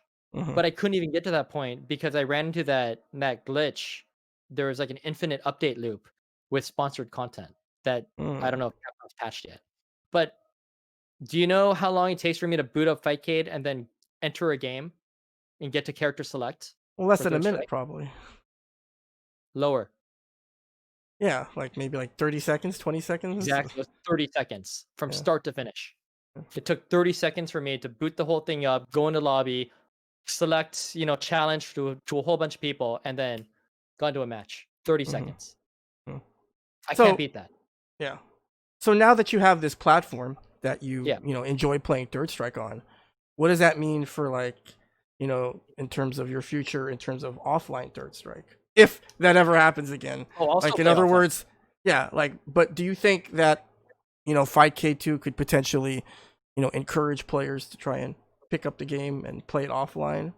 Yeah. Yeah, Um. I absolutely think so. There Mhm. is Fightcade 2 is good enough, in my opinion, to especially playing locally in SoCal, right? Mhm. To where you still build fundamentals such as, hit confirms, canceling, and things like that. So we're talking just a And new player, right? Like say yeah, as a new like player, day zero, like right? Day one, somebody goes, Third Strike looks cool. I'm gonna try to learn it. Is that yeah. possible? And then they get to a point where they hit like C rank or something, Mhm. and now they know basic combos, and they're like starting to go like, okay, I'm starting to get comfortable with the game and stuff. And uh, and if I said, hey, there's a tournament within like 20 minutes of a drive close to you, Mhm. would you come? Mhm. $5, like $5 entry fee and stuff, right? And Mhm. they'll like, I just today shipped out my spare Razer Panthera stick that I bought from GameStop as they're like, because they're out of stock now and stuff, right? I have Mhm. a friend, he goes by Bailey, that just gotten a Third Strike, and he's been suffering because he's been playing on an Xbox pad. Mhm. And I'm like, you need a stick. Mhm. And he's like, well, what's the best stick? Well, I mean, I would say maybe get a Razer Panthera, Mhm. but not the Evo one, because the Razer Panthera Evo sucks. And And what's he's your like, I can't stand? find it, it's sold out. So he's like, I Mhm. can't find it, it's sold out everywhere. So I'm like, I got a spare one. I'll sell it to you at cost. So I Mhm. just shipped it out today. Like, Wow. that's how dedicated people are getting playing this for the first time. He picked this game up last week and he Mhm. already wants to buy it. He already just paid me $200 to get my stick. Mhm. And Awesome. like, you bet your ass he will come out to a tournament that's local to him to play local Third Strike. Mhm. right? And that he's just one of many people that are hopping onto Fightcade. Mhm. Awesome. That's awesome to hear, man. And Yeah. what's your stance on non-arcade sticks for Third Strike? I had this conversation in other podcasts before. Um, obviously in this day and age, people are using all sorts of different input devices, hitboxes, controllers. I mean, I've seen all sorts of different sort of peripherals. But what's your stance on that in terms of playing Third Strike on anything other than an arcade stick? I feel I'm biased Okay. because I go to Japan a lot. Hmm. I I know that there's absolutely no fucking chance of a snowball's chance in hell that we will ever get support for alternative controllers in Japan. Hmm. It's just not going to happen In just Third Strike or in any game? in any game. Okay. Well, Street Fighter 5 is different because there's controller ports and like there's ways to Mhm. do it, right? And it's a console game.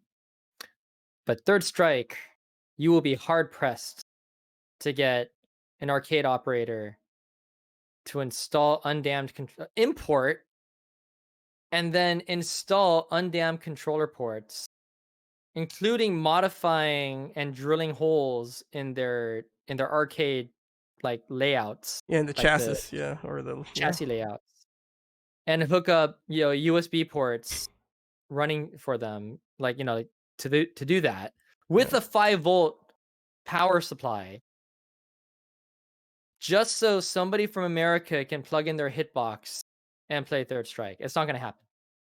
Mm.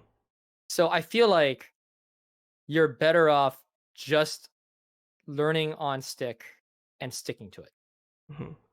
in the So, long run. because I asked that because I think sort of the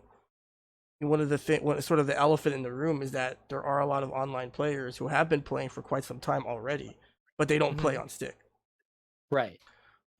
And so I mean, And the obviously Jazzy that. circuit is and the Jazzy circuit does Well, not always have events that can accommodate yeah, alternative controllers either. yeah. We put out an official statement basically saying, as you can use, we're not banning any controllers, but at free play, because originally we were gonna have the finale at free play. That's their Yeah. call, Right. and and their call is no. So I mean, and it's kind of a difficult situation because it's like you want to encourage more people to play, Yeah. but in this day and age, everyone uses different stuff. It's not arcade. It's not the arcades anymore. Yeah. Now I So will it's say rough. this. Yeah. I will say this. So I've run tournaments at Dons, right? Hmm. I've never had anyone there specifically say, I want to play on a pad or a Hmm. hitbox. Hmm. And I have Okay. my undammed Hmm. controllers with me, like my decoders Hmm. at all times. And I am not opposed to accommodating those players, right? Also, not everyone is physically able to play on a stick, Hmm. right? So if Brawly Legs, for example, who, literally plays with his face on an Xbox pad, like if he said, "Hey, I want to get in a Third Strike," I would be more than happy to accommodate him, right? Hmm. Hmm. And hook up undamn, converters and hook that shit up, right? And I'm all for getting more people into the game, for inclusivity, right?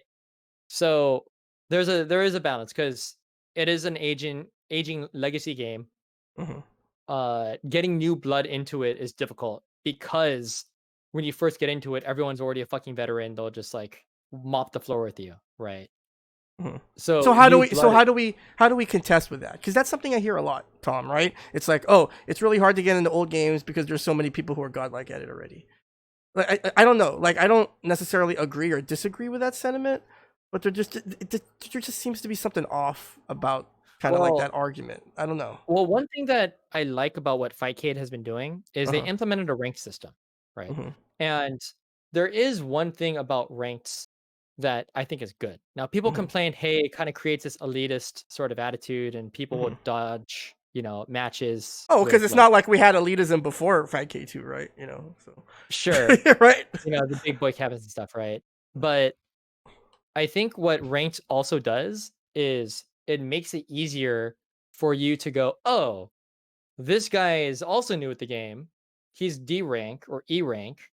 I can Mm, so I can play against him and he'll accept my match, right? mhm, Like whereas if you're a B ranked player, you might not accept a match against a D or an E rank because it might just be a waste of your time, especially if you're grinding for A rank.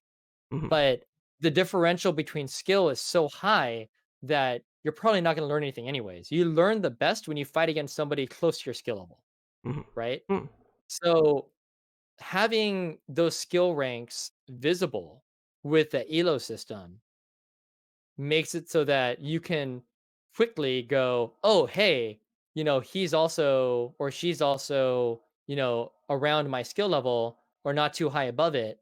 Like, let's get a game in. but it's not a perfect system, of course, right? Like No, just no, because a there's player definitely has a C lines. rank doesn't mean that they're like a certain level, right? I mean, it's Yeah, a lot of it, like you were saying, has to do with grinding. So, I just want to kind of like make everyone clear that, just because you have a certain letter next to your name doesn't always translate. Although what it does show, right, is that there's a lot of games played, clearly, right? yeah. That Well, the you're, other thing that the ranked thing show like kind of helps me get a gauge on mhm, is, oh, hey, they want to play an unranked set, right? mhm, They see me being B rank, but they want to mhm, play an unranked set against me, right? mhm, So because they want to see how they fare against a really good player. So mhm. I'm like, okay, I'll Before it hurts play their rank, Makoto right? a Yeah. few times, wreck Mhm, them, and then I'll switch over to one of my secondaries and be like, okay, I'll take it easy on you. I'm gonna switch to Hugo or Necro or just fuck around a little bit, right? And uh-huh, go like, okay, yeah, let's or I'll play the character you're playing, and then maybe I can help you fill some holes in on what you don't know about the character. Like, do you know uh-huh, about this bread and butter? Do you know about this setup? Et mhm, cetera, et cetera. Right. So I think that being able to tell if someone's new or unranked compared to taking the game seriously and playing ranked is pretty helpful off the bat mhm, to you know because if you're a new player and you get wrecked by somebody else and you don't know who their name is and you don't see any rank next to them, you'll just think, "Oh, this must be the average player. I just got my shit pushed in." But if you get mhm, wrecked by a B or an A rank or an S rank, you go, "Oh, okay, this makes sense. mhm, I'm not a terrible player. I mean, I'm not just a hopeless player, right? This person just has to be really good, but they're an outlier in terms of the average player in this environment." mhm. No, that makes sense. I never really thought of the ranking system sort of from the perspective of the new player, right? They log on to Fightcade. Well, number one, right? You always have the choice. You don't have to Yeah, play ranked, right? correct. And I think that's definitely something that could be pushed a little bit more. But like thinking about like a new player coming into Fightcade, I could see how like seeing the grades, it's a little, it could be a little bit intimidating. But I do agree with you that it does at least give them some sort of barometer, right? Gives them some sort of idea of who they might want to challenge. And so I wanted to get back to something you said a few seconds earlier. You had said that you think Mhm. that the best way to get better is to train with people around your same skill level. Is that Yes. what you? And so that's kind of a bit of a I don't know how hard of a take that is, but the conventional wisdom. A lot of people say that you have to play people better than you in order to elevate your game. But you're saying I think something a I little think slightly different. What do you? Can you I explain actually kind think of? I actually think it's also important to play people worse than you, Mhm. Okay. straight up, Yeah. because it reminds you that you can't take the meta too far, Mhm. and people will do at lower skill levels will do things that are fundamentally different and have a different mindset and Mhm. require you to tighten up certain parts of your game so you don't get randomed out. Mhm. But also it helps you go like, all right, well, there are certain fundamentals that I never really quite worked on, Mhm. and I have to understand them better to help this player get better also. So it's a good thing to play against players that are worse than you Mhm. and around your level. And when you're looking to break your plateau, play people better than you, right? Or especially observe how they play if they play, especially if they play their same character. But I think banging your head against the wall and losing 10-0 against like 10 Ren or AC Slayer, it's not really going to help you because you can't even get a combo off on them. They're never going to let you get to that point in the first place. And then when it is your turn to get a combo, you're going to drop it because you never really got to practice that under pressure. Whereas against someone lower ranked and like not as good as you or around your same skill level, you'll find more of those opportunities to practice that punish to get that combo in this optimal situation, to get that anti-air that you've been looking for all match without spending too much of your attention to it, et cetera, et cetera. You will get faster, you will get better faster playing against people that do not turn you into a smoking wreck. And of course, this is all under ideal conditions, right? Like we haven't even talked about, the other issues in terms of online lag, dropped inputs, rollback, all that other stuff. But this is a nice segue, though, Tom, because we're nearing the end of the podcast, and so fans of the podcast know what is coming. And so, Tom, the time has come for tonight's edition of a segment that I like to think is a learning tool, Tom. Okay. Because by sort of highlighting certain things that maybe certain Third Strike players shouldn't do, I feel like I'm educating them, right? Like, hey, this is not a good idea. Maybe you shouldn't do this. And so, of course, I'm talking about Pack It Up. Yes, Rakurai. Yes, everyone in the chat. Everyone's ready for Pack It Up. So, guys, for those of you who are unfamiliar with Pack It Up, basically what I do is I scour the internet for some of the more unique examples of Third Strike play. And so all of these clips are from this past week on YouTube. No. And I must say, I don't want to even sort of kind of entertain the idea that there's anything good that can come out of the things that we're dealing with now, right? It's just shit, right? It sucks. But my job in terms of collecting Pack It Up clips has gotten a little easier now that a lot of more people are at home and they're playing Third Strike. And so what I do is I scour the internet for some of the most unique examples of Third Strike play. I got 5 nominees. And so we're going to go ahead and watch them, Tom. And then I'm going to ask you guys to tweet and let me know what you guys, which clip is your favorite. And so are you ready, Tom? Are you ready for Pack It Up? No, okay. Especially if one of my clips is in it. No. You're not going to be in it. Don't worry. Okay. You're not going to be in it. So anyway, without further ado, here's this edition of Pack It Up. And remember, theme song brought to you by Dirtmaster from Chicago. Shout outs to the dope beats. All right, here we go. This week's Pack It Up. All right. Nominee number 1. Shout outs to Jibbo for trying Third Strike. I guess this is how neutral is played on Fightcade. Watch as this Dudley player just walks up and just does cross counter for some reason, and then to Jibbo's credit, he just flips off a Taki Gigas right there. Okay, I'll do something funny you. Yeah, that's a pretty interesting strategy there. Nominee number 2. So this Makoto player, kind of watching your videos, Tom, was able to get that link to work, but the follow-up, I'm not sure if this was such a good idea.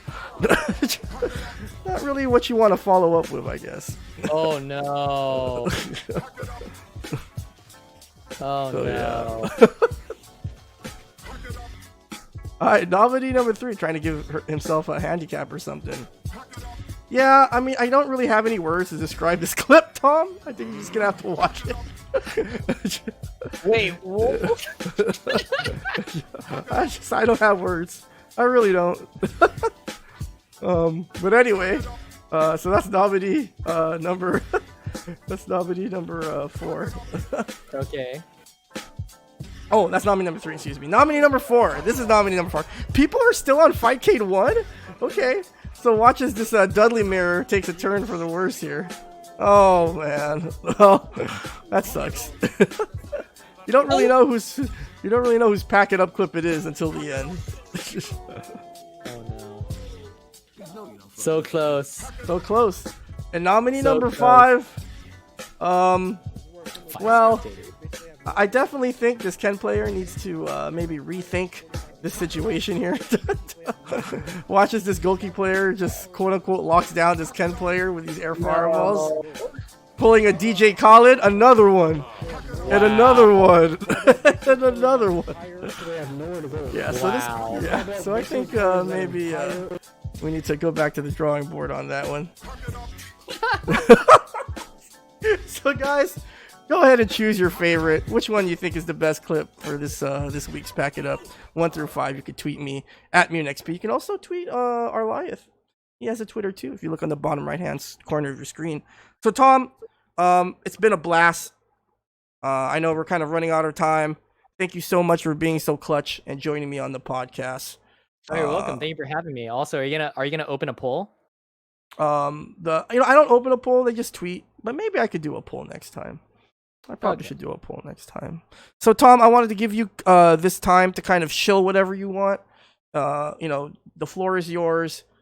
Obviously, we've come to the end of this Third Strike podcast, but we're definitely, hopefully, not at the end of your Third Strike journey. And so, do you have any words for the viewers out there? Maybe, I know we talked a lot about newer people picking up Third Strike. What are some of the words you might have for some of the people watching the podcast? So first off, I like to plug Tommy Two Steps upcoming Monday tournament series. Awesome. That's going to be held on Fightcade. Is there a challenge link for that? Yeah. So it's going to be on. If you visit Tommy Two Step TX on his Twitter, it will be a single match. No, it's 2 out of 3 match, single elimination, single character tournament every Monday on Fightcade 2. And see if we can find I actually want it to be single match, single elimination. I want it to be some fucking this raw Japanese style. Japanese Kibishi Japanese style. like you die in one hit death match bullshit going on. Yeah. But still, single elimination is very. It's going to have a very diverse, volatile top 8. Everyone has a puncher's chance kind of thing. I'd also like to mention, somebody asked earlier, hey, like what's like a mistake or a thing that new players coming into Third Strike should know. And I think the number one thing that you need to do as a new player is watch other players. Watch footage. It's on YouTube. We have an accumulated. We must have like hundreds of years of accumulated footage of this game. That's high level at this point, right? But you that's a can, if good you pop point. in 5K2, you can watch as a spectator any of these sets going on between high level players, right? You just might not know what characters they are, but you can find footage on YouTube, right? No, I got you. So I think it's really really important to watch footage and then use that, because the way that the learning model of like an infant, right, is to copy its parents, right? The learning model of a beginner is to copy a teacher, right? You copy the form before you copy the function. You figure the function out later. You at the very beginning, you just go, oh, that's the way he did it. That's the way she did it. I'll just do what she or he did and hopefully get the same result. And then later on, you start to understand the nuances, right? So watch footage, watch and spectate matches. Also, it's really cool when I'm in the middle of a set and I see like 5 spectators. I love that shit. I feed off it. So that's my advice for doing that. Playing the game is not enough. You need to observe.